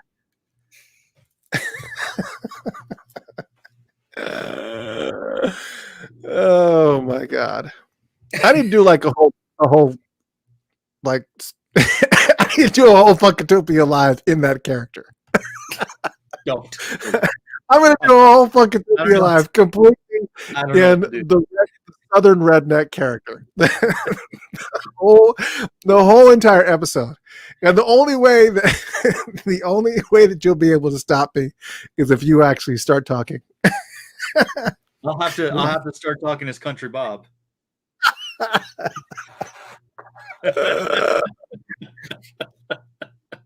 I y'all listen to so much Prince. It's Prince this, Prince that. You know, he ain't no he did some funk stuff, but he ain't no Rick James. He ain't no James Brown. I definitely have to make a lot more commercials with him, for sure. Oh my gosh, so funny. Is this May? I'm trying to expand this face. Is Mailing mad? Is that a mad face? I don't know. That's a stop sign, man. Oh, I don't think it's a stop sign. I think it's That was a stop sign to me. it's cherry. Yeah, whatever it is. Anyways, so all right. I hope you guys had a lot of fun. I certainly had a lot of fun, and I want you guys to turn on your Funked Up app or listen on Funkatopia.com and turn it on, and then just have fun. Just because we're going to be playing a bunch of unreleased music, a bunch of stuff you have not heard before, back to back right now. So thank you guys for tuning into Funkatopia Live. Rob, this is the first show that we've had that had not a whole bunch of audio issues. Your level definitely could have been higher on the station. So I think that could be fixed with like a mic. Yes, I probably need a mic. Yes. Don't rely on your laptop mic. No, it's bad. Unless it has some type of microphone level or something. I actually have a mic. I just need to get an adapter. Sorry. I love you too, Mei Ling. Little Red Corvette in the house. I love it when all you great folks stop in. I got Lawrence Worrell, LAW's in the house. Little Red Corvette Mei Ling's in the house. Wally Safford's in the house. I love it when all you fine folk come through. You know, Michael Dean always comes in. I love Michael. Michael's one of my good buddies. But Michael always stops in. He comes in for like a minute and then he leaves. I think he's returning the favor because that's what I do to his shows. He pre-records a lot of his shows though. Oh, So okay. Michael and Big Sexy and all those guys, they'll pre-record their shows and then they'll post them, and then they'll be so there's like no, they just fix all the shit in post. We just do it live and like screw it, let's go, we're on, go. Whatever it is, it is. Here you go. Live without a net. That's right. Oh my god. Anyways, good night everyone. I hope you had a fun time. I'm going to start off with Love Left, Love Right on the Funkatopia radio show. Good night. Thank you so much for tuning in. And remember, look on Facebook, keep an eye on Facebook. You're going to take a vote. I'm going to be doing an album chat next week, and I'm going to need an answer before I'm going to give you guys 2 days to vote for it because I got to get this album chat together. It's either going to be Plectrum Electrum from Third Eye Girl, or it's going to be the Times Pandemonium. Which one of those albums is going to get the album treatment, the album chat treatment next week? You got to let me know. Here it is. Love Left, Love Right here on the Funkatopia radio show and Funked Up. Good night, everyone. Thank you for tuning in to Funkatopia Live. It's Mr. Christopher and my co-host, Rob Rhythm. Stay safe. See you guys. All right. So we're off the radio. All right. We're off the radio, but we're not off here. So goodbye, everyone. Thank you for tuning in. I hope everybody had a good time and so much fun. Yeah, everybody's voting for Plectrum Electrum. So I may have to call Donna or Ida and say, hey, will you join me for the show?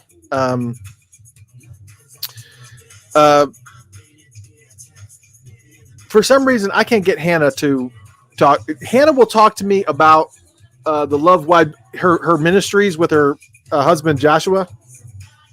She'll talk to me about the ministries and stuff. Whenever I want to get with her to kind of talk with her more about the Prince stuff and kind of go into details about some of that music, she just goes quiet. And so I think I might be able to get Ida or Donna back on. But be sure you pick up Donna's album. Again, I'm also going to put a bunch of Third Eye Girl stuff on here too as well on the radio. So you make sure that I got so many people asking for Pandemonium and then other people asking for I don't know. Jill said she got a mask and a beanie. Oh, sweet. Thank you so much. Nice. I will absolutely pod. So looks like I'm going to be going to the post office tomorrow. All right, everyone. Thanks so much. Love all of y'all. Good night. Rob, thank you for joining me once again. We'll see you for the album chat next week. And if I'm doing an album chat, Rob probably will not be here because there's no room for anything else to go on when I'm doing that. So everybody send Rob your love because it's going to be a couple weeks before you see him. So I'll call you in just a minute. All right, man. Every week. Right. Night, everyone. Thanks so much.